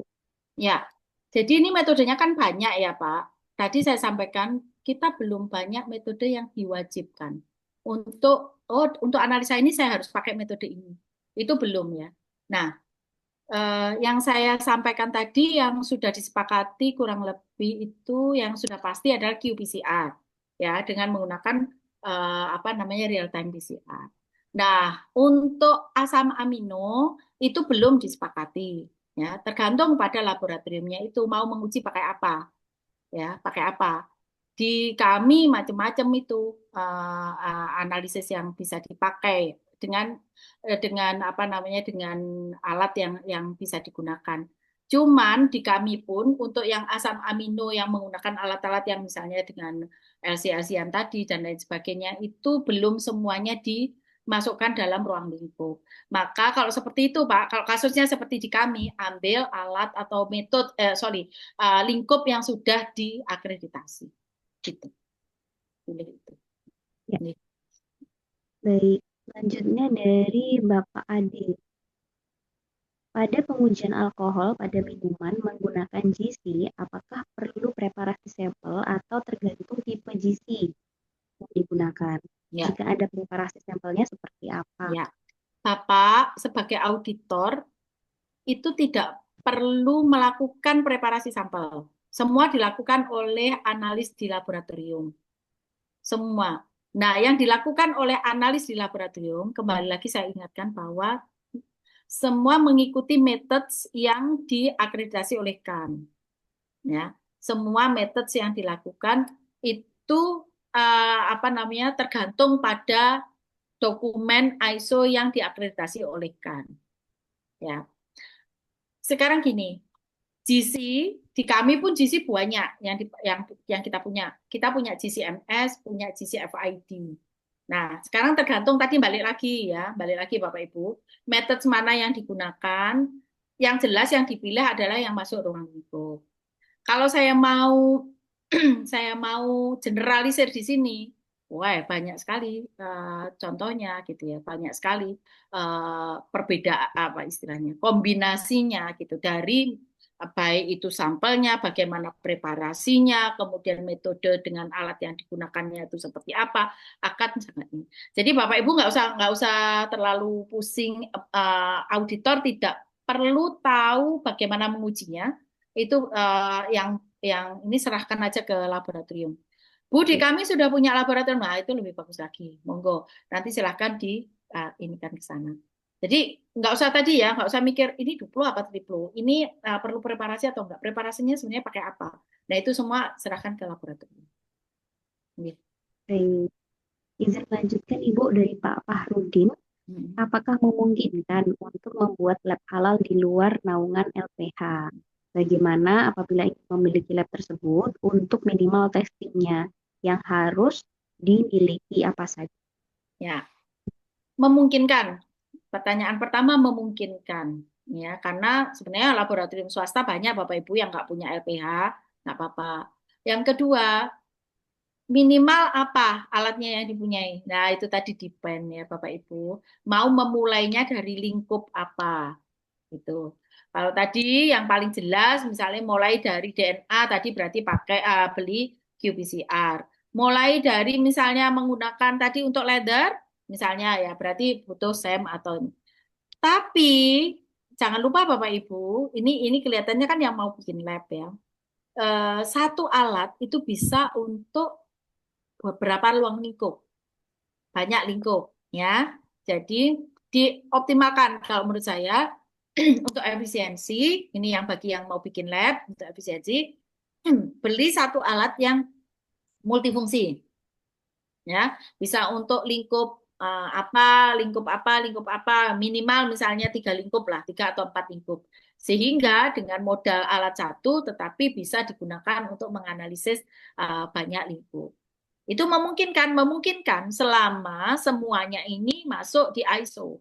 Yang tidak boleh itu kan misalnya alat yang dipakai untuk pengujian lingkup di ISO tapi digunakan untuk riset misalnya. Atau digunakan untuk praktikum, nah itu yang nggak boleh. Karena kan nanti adjust atau apa ya settingan dari alat ini akan berubah-ubah sehingga itu mengganggu validitas dan akurasi data yang dihasilkan. Baik. Izin melanjutkan Ibu dari Oke. Ibu Lailatul. Untuk pengujian sampel lemak babi pada FTIR, apakah sudah pasti gugus OH pada serapan 3471? Bagaimana kalau ada campuran yang memengaruhi pergeseran serapan? Bisa, bisa juga terjadi seperti itu. Jadi gini, gini Bapak Ibu, balik lagi ya ini saya ulang, saya tegaskan lagi ya. Pada saat lingkup itu disetujui, diakreditasi oleh KAN, itu dengan alat ini, analisis ini akan ditetapkan tuh pita serapannya. Misalnya pakai FTIR. Itu masuk di dokumen. Jadi lingkup misalnya di laboratorium kami misalnya, di LRT, pengujian lemak babi menggunakan FTIR yang digunakan di LRT, ya, metode ini, misalnya metodenya menggunakan SNI, maka pita serapan dari lemak babi itu sekian. Itu ada di dokumen, Bapak Ibu.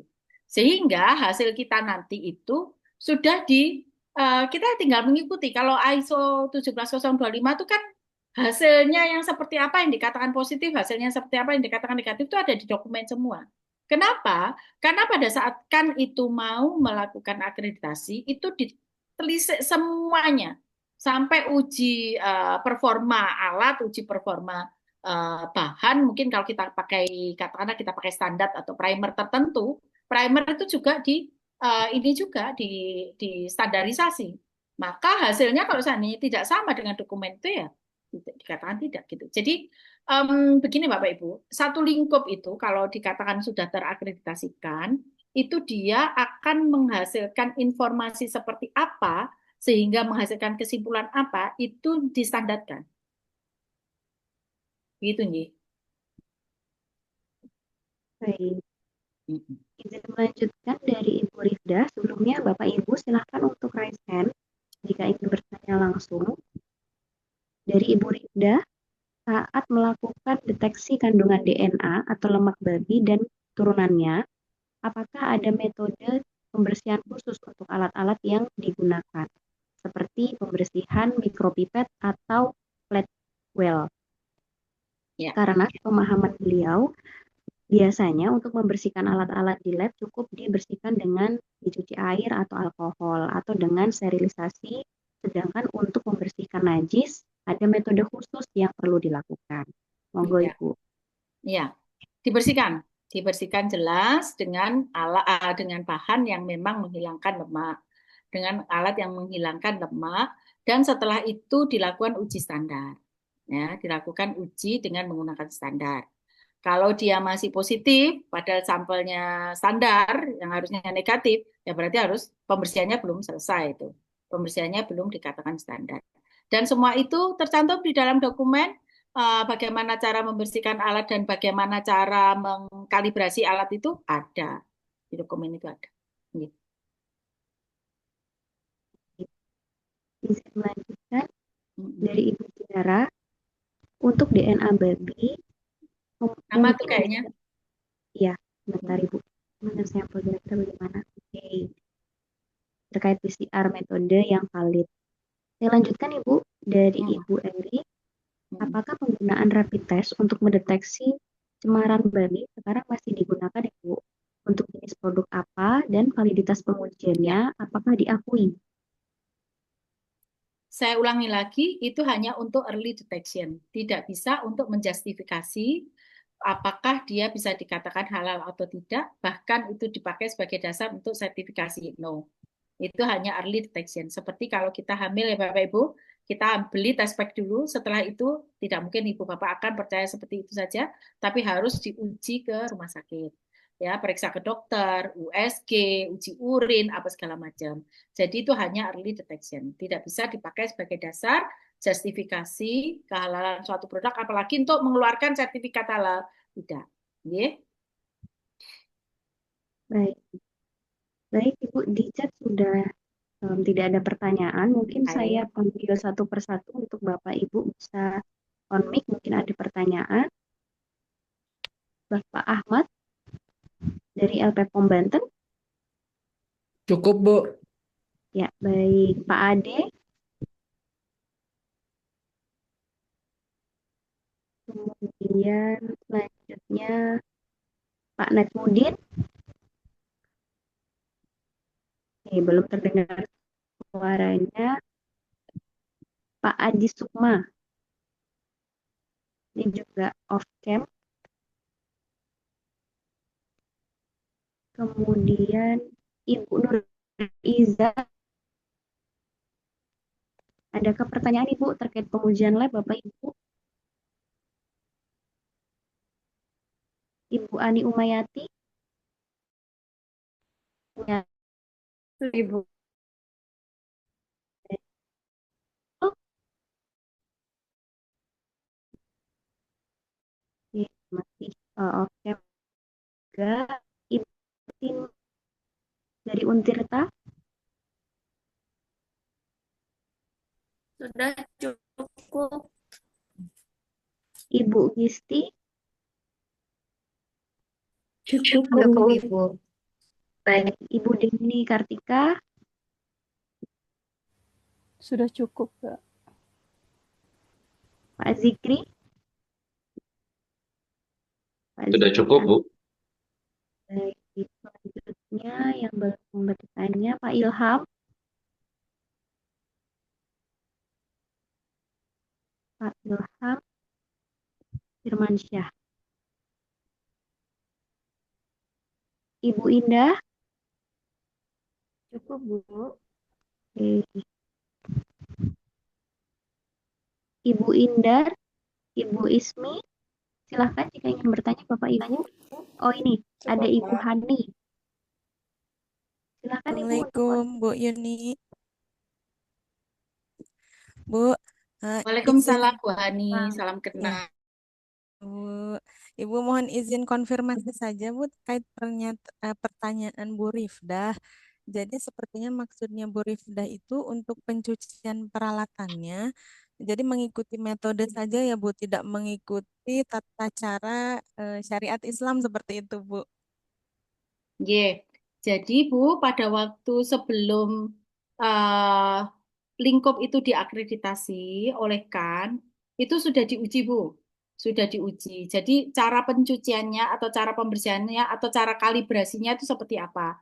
Nah, itu secara eh, biologi, kimia, fisika gitu ya, semuanya sudah harus dia netral, dia harus zero, tidak. Nah, saya rasa kalau secara biologi, fisika, kimia semuanya sudah zero, itu sebenarnya kan kita sudah memenuhi syariah Islam ya, Bu. Meskipun tidak perlu misalnya alatnya dicuci dengan pasir atau dengan apa gitu ya. Karena ada bahan kimia-kimia tertentu yang memang itu mungkin tidak terstate di dalam um, Al-Quran gitu ya, misalnya, uh, tetapi itu dibuktikan dengan secara fisika, kimia, biologi dia tidak ada uh, kandungan dari bahan pencemar tersebut gitu. Bahan pencemarnya di situ kan dalam hal ini adalah babi gitu ya. Jadi secara Islam itu kita bisa membuktikan bahwa alat tersebut kalau diuji dengan menggunakan standar itu sudah aman. Jadi tidak ada lagi terdeteksi adanya suatu kontaminan atau kandungan sampel yang sebelumnya dianalisa menggunakan alat tersebut. Begitu, Bu. Baik, terima kasih, Bu. Sami-sami. Baik, Bapak Ibu silahkan yang ingin raise hand atau konfirmasi dari jawaban yang sudah dijawab oleh Ibu Yuni atau ingin menambahkan pertanyaan silahkan. Mungkin terkait kerjasama dengan beberapa lab.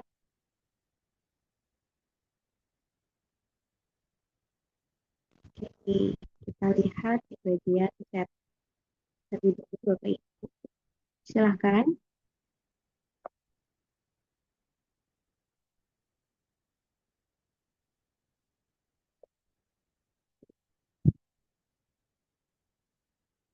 Belum ada yang ingin bertanya Bapak Ibu terkait dengan pengujian lab. Oke, mungkin kita ngobrol-ngobrol lagi ya Ibu terkait lab. Mungkin ini sebetulnya banyak sekali pertanyaan, mungkin saking bingungnya ya Bapak Ibu karena banyak lab juga sementara belum ada aturan khusus ya Ibu ya terkait dengan harus Iya, menggunakan alat apa gitu. iya. Kemarin Nah, tuh kalau nggak salah kan kita diskusi juga ya, laboratorium kita diundang oleh BPJPH. Saya nggak tahu Pak Aldo juga rawa apa enggak tuh di diskusi tersebut. Rawa ya Pak Ji, Aldo? Ji, Bu. Ya, itu ya, rawuh ya. Itu kan kita bicarakan tentang protein gitu ya, tentang protein. Nah, itu nambah lagi tuh, Pak. Jadi maksudnya begini, em, Itu semua enggak apa-apa, asalkan ini sebenarnya meskipun sudah terlambat ya, terlambat itu dalam arti gini, LPH itu kan semuanya kan sudah pasti mereka bekerja sama dengan laboratorium. Nah, laboratoriumnya tentu saja sudah punya ruang lingkup halal. Nah, sebenarnya kan kayak pengujian yang trusted terhadap misalnya protein, itu akan berkembang terus, akan memang berkembang. Cuman sebelum itu distandarisasi, perkembangan untuk pengujian halal ini pasti tidak akan bisa terbendung gitu, maksud saya. Karena kan kayak semacam misalnya ya alat kami yang tadi saya sampaikan beberapa alat-alat yang advance. Ini datang lagi tahun ini, tahun depan datang lagi. Kan dalam arti berarti pengujian ini akan terus berkembang mengikuti dari perkembangan metode dan alat. Sementara itu tentu saja juga akan meningkatkan nilai analisa. Jadi kan analisa ini kan atau pengujian ini kan dibayar oleh pelaku usaha ya Bapak Ibu. Kalau itu tidak distandarisasi segera, itu ya yang repot menyesuaikan itu semuanya. Auditor ya repot, laboratorium ya repot, kemudian pelaku usaha juga repot dengan segmentasi yang sangat luas ini gitu. Ini bahan diskusi ya Bapak Ibu ya. Bahan diskusi. Jadi bagaimana nanti kita tuh auditor nambah terus.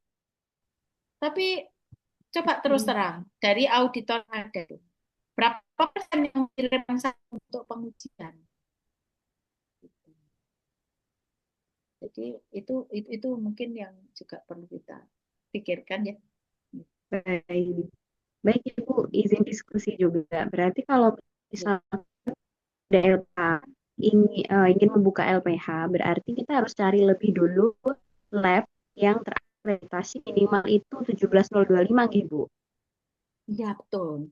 Cuman kan masalahnya gini, Mbak. Kan eh, keragaman sampel ini loh, keragaman sampel ya. Misalnya Bapak Ibu itu dapat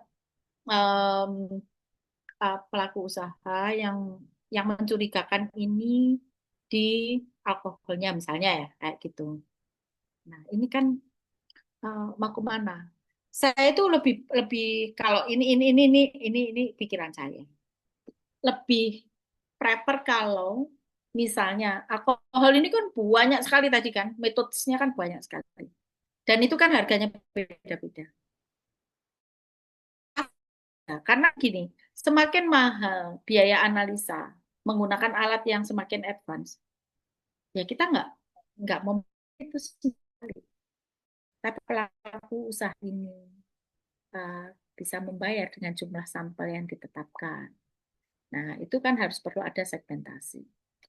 Kalau seandainya tadi yang ditanyakan oleh Bu Ratna, ada sampel, kemudian dikirimkan ke laboratorium yang hanya sekedar dia ISO 17025, pertanyaannya, dia punyakah ruang lingkup yang sesuai dengan yang mau diujikan?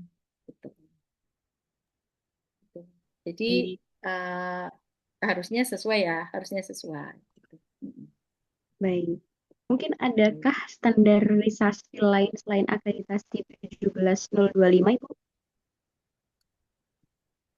Nanti jawabannya seperti yang disampaikan oleh Bapak Kepala BPJPH kemarin. Bapak Kepala BPJPH bilang, saya tuh bingung, kenapa kok pengujian selalu hasilnya beda ya? Mesti saja kan standarnya beda. Itu tadi balik lagi, laboratorium itu kita mau standar tertingginya. Yang diakui oleh nasional itu 17025 gitu. 17025. Nah, sebenarnya begini, apapun standarnya, kalau sudah memang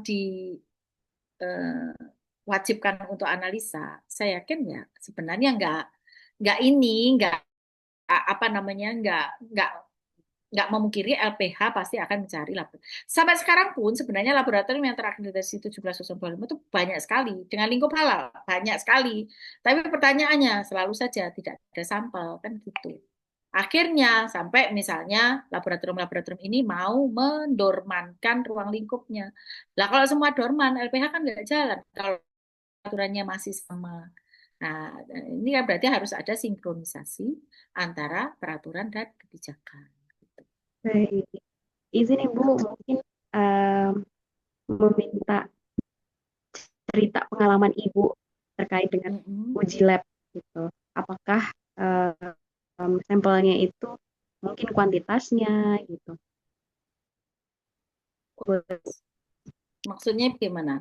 Kuantitasnya kurang gitu. Sampelnya, betul. Kuantitas Oh, sampelnya yang harus dibawa ke lab itu seperti oh ya. apa? Nah, Gitu. sebenarnya kalau di kami itu kan laboratoriumnya itu kan sudah terintegrasi dengan Silater ya. Jadi kita punya namanya sistem informasi laboratorium terpadu. Sehingga ketika customer itu mau memasukkan pengujian, itu dia pasti sudah membaca persyaratan sampel. Jadi kita mau mengujikan apa, di situ ada persyaratan sampelnya. Kalau di kami, ya insya Allah itu tidak terjadi. Karena itu tadi dari awal sudah tahu sampelnya dalam bentuk apa, kalau misalnya dari luar sampelnya seperti apa, kemudian jumlahnya berapa. Itu sudah ada di persyaratan awal pada saat dia mendaftar. Nah, pada saat dia mendaftar. Seperti itu. Tapi saya rasa semua laboratorium yang standar atau Ya, betul. Ya, Mm-mm. seperti pengujian lab pada umumnya, Bu, memang sudah Mm-mm. ada aturan bentuk sampel maupun kuantitasnya, Iya, cara untuk betul. pengiriman gitu ya, Bu. Iya, betul. Baik. Bapak Ibu silahkan yang ingin bertanya langsung silahkan untuk raise hand. Oke. Mbak, sepertinya Oke. ada pertanyaan di chat, Mbak. Ya, baik. Ya, oke. Dari Bu Dani Kartika, apakah sampai saat ini pernah ada kasus yang membutuhkan third opinion dan mitigasinya seperti apa? Monggo Ibu. Kalau di lab kami belum, tapi saya dengar di lab lain ada ya, kalau nggak salah gitu. Kalau di lab kami belum, Ibu Deni. Tapi kalau di lab lain saya dengar ada mitigasinya seperti apa. Itu tadi Bu, kalau kita memenuhi persyaratannya kan di ISO 17025 sebenarnya itu harusnya sudah terhindar. Jadi begini, kalau sesuai dengan standar, itu tadi kan alat distandarkan, metode distandarkan, SDM distandarkan, ini apa namanya, lingkungannya distandarkan, semuanya distandarkan. Kalau distandarkan berarti harusnya sama-sama standar, itu hasilnya tidak outlier. Bahkan kan sudah teruji, setahun sekali dia pasti harus ikut uji profisiensi, setahun sekali harus ikut uji banding. Kemudian di labnya sendiri harus ada uji antara, ada uji intralab. Kalau semua ini sudah dilakukan, itu kan persyaratannya di ISO 17025. Saya rasa tidak akan ada hasil dua lab yang hasilnya beda, outlier. Gitu. Nah, kalaupun itu ada, nah, seperti yang dialami oleh lab lain, ya, misalnya ada, itu kan ada third opinion. Jadi kan harus ada laboratorium lain yang apa namanya menjadi penengahnya, gitu ya. Ada laboratorium ketiga yang menjadi penengahnya. Mitigasi itu kan mencegah ya.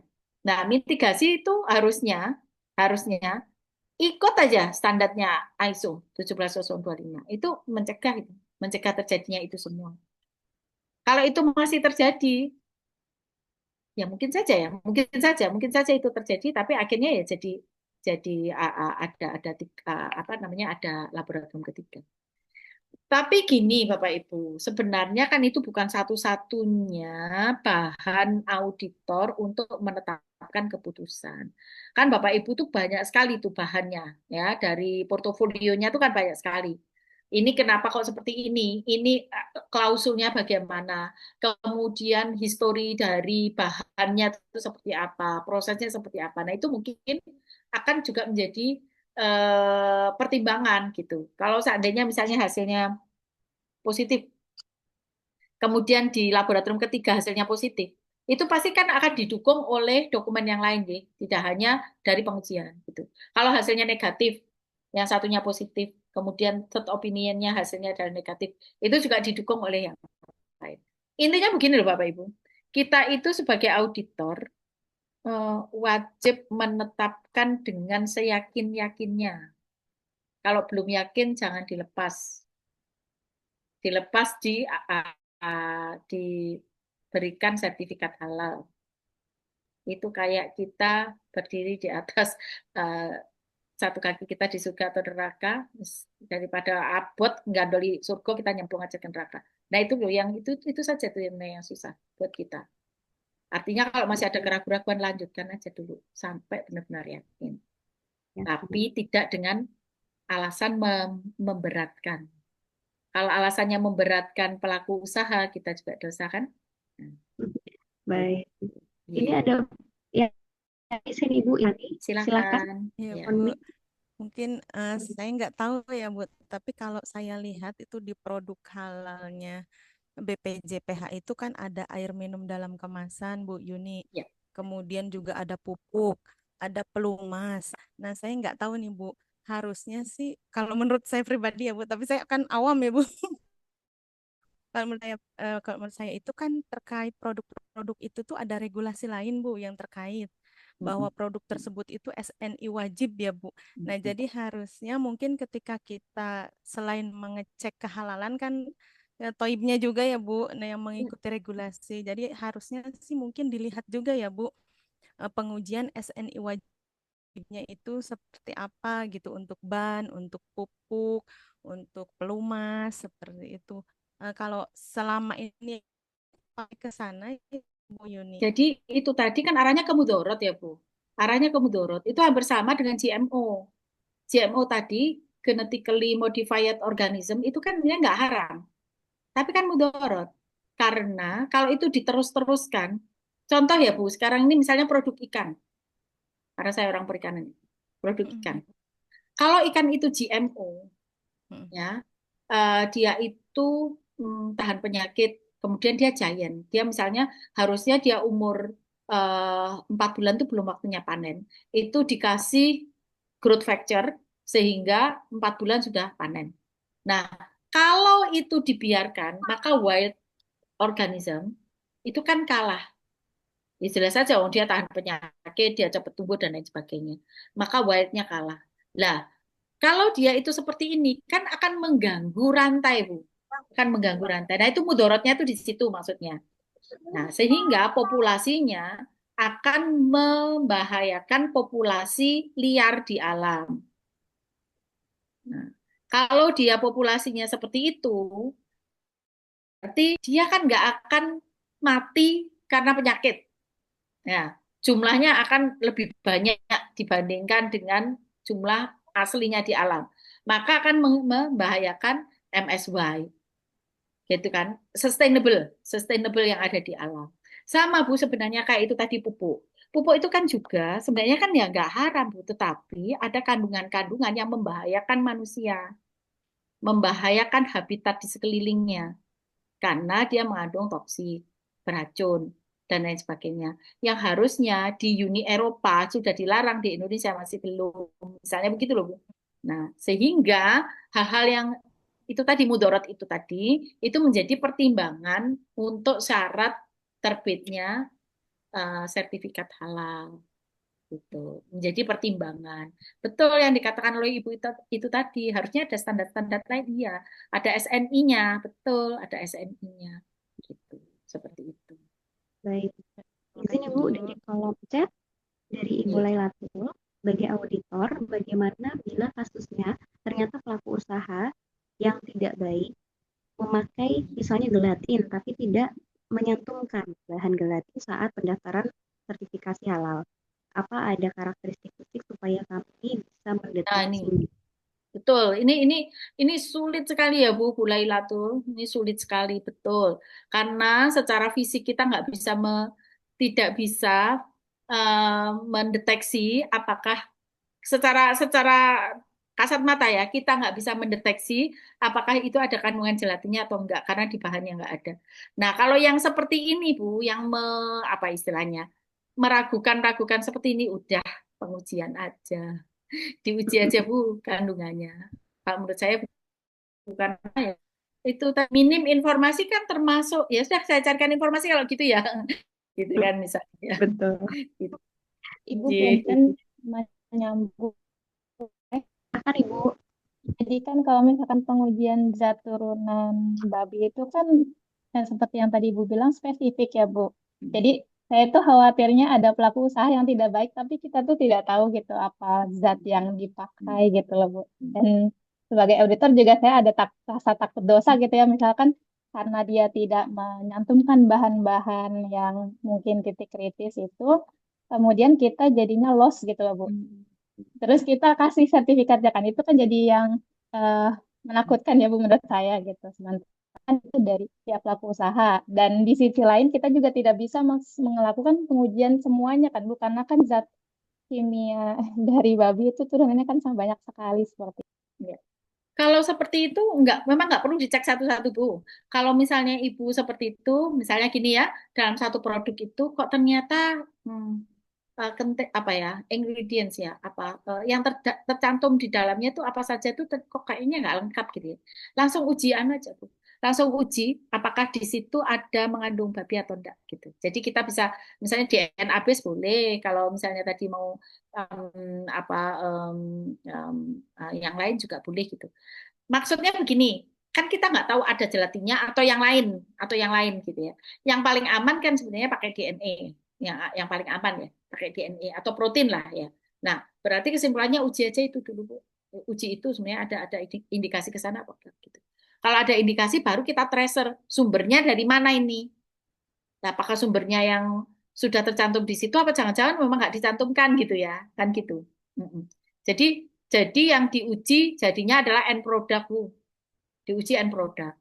Diuji end product apakah memang di situ ada kandungan babinya apa enggak gitu. Yang sesuai dengan yang em, apa ya kita curigakan lah ya, kita curigakan apa itu DNA base, protein apa yang lain.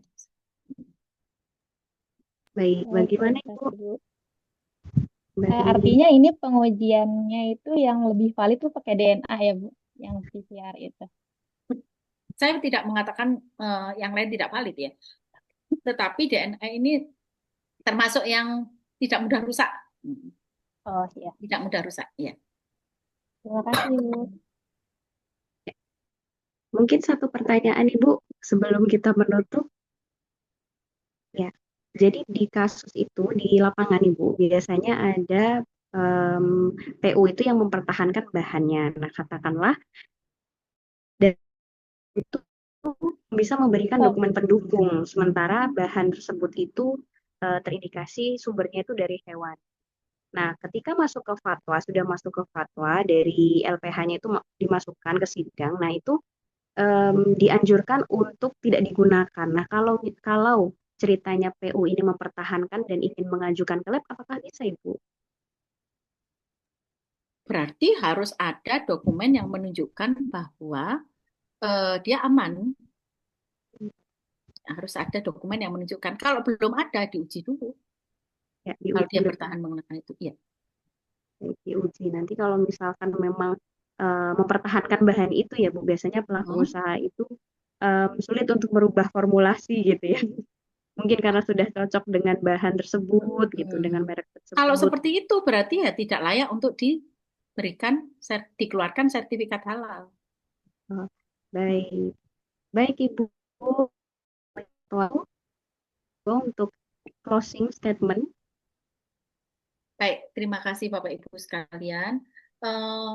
Saya harap keluar dari kelas itu menjadi semakin banyak bahan untuk mengenal Bapak Ibu sehingga tidak apa istilahnya bukan menggampangkan ya, tapi memperdalam kehati-hatian Bapak Ibu sebagai calon auditor dalam nanti menetapkan rekomendasi. Ya. Jadi kita kita detail hal sertifikat halal itu perlu suatu tracing yang mendalam. Kalau memang itu sudah dokumennya lengkap, semuanya jelas, insya Allah Bapak Ibu jadi mantap untuk merekomendasikan bahwa produk ini layak untuk diberikan sertifikat halal. Nah, itu juga mengingatkan pada diri kita sendiri, Bapak Ibu, bahwa sebenarnya yang kita lakukan ini merupakan salah satu aset kita atau bekal kita sebagai semoga menjadi pemberat amal baik kita di Yaumul Hisab. Mohon maaf Bapak Ibu atas segala kekurangan. Jika ada yang masih perlu didiskusikan, saya sangat membuka untuk kita berdiskusi. Baik itu kalau mau rawuh ke UB, kami persilakan. Kalau tidak, boleh berkomunikasi secara tidak langsung. Terima kasih. Assalamualaikum warahmatullahi wabarakatuh. Waalaikumsalam warahmatullahi wabarakatuh. Terima kasih banyak Ibu atas ilmunya. Barakallahu fi ilmi. Sehat selalu. Sampai bertemu lagi insya Allah di sesi pelatihan berikutnya. Terima kasih. Kami persilahkan Ibu untuk melanjutkan kegiatan. Matur nuwun Ibu Yuni. Assalamualaikum. Kami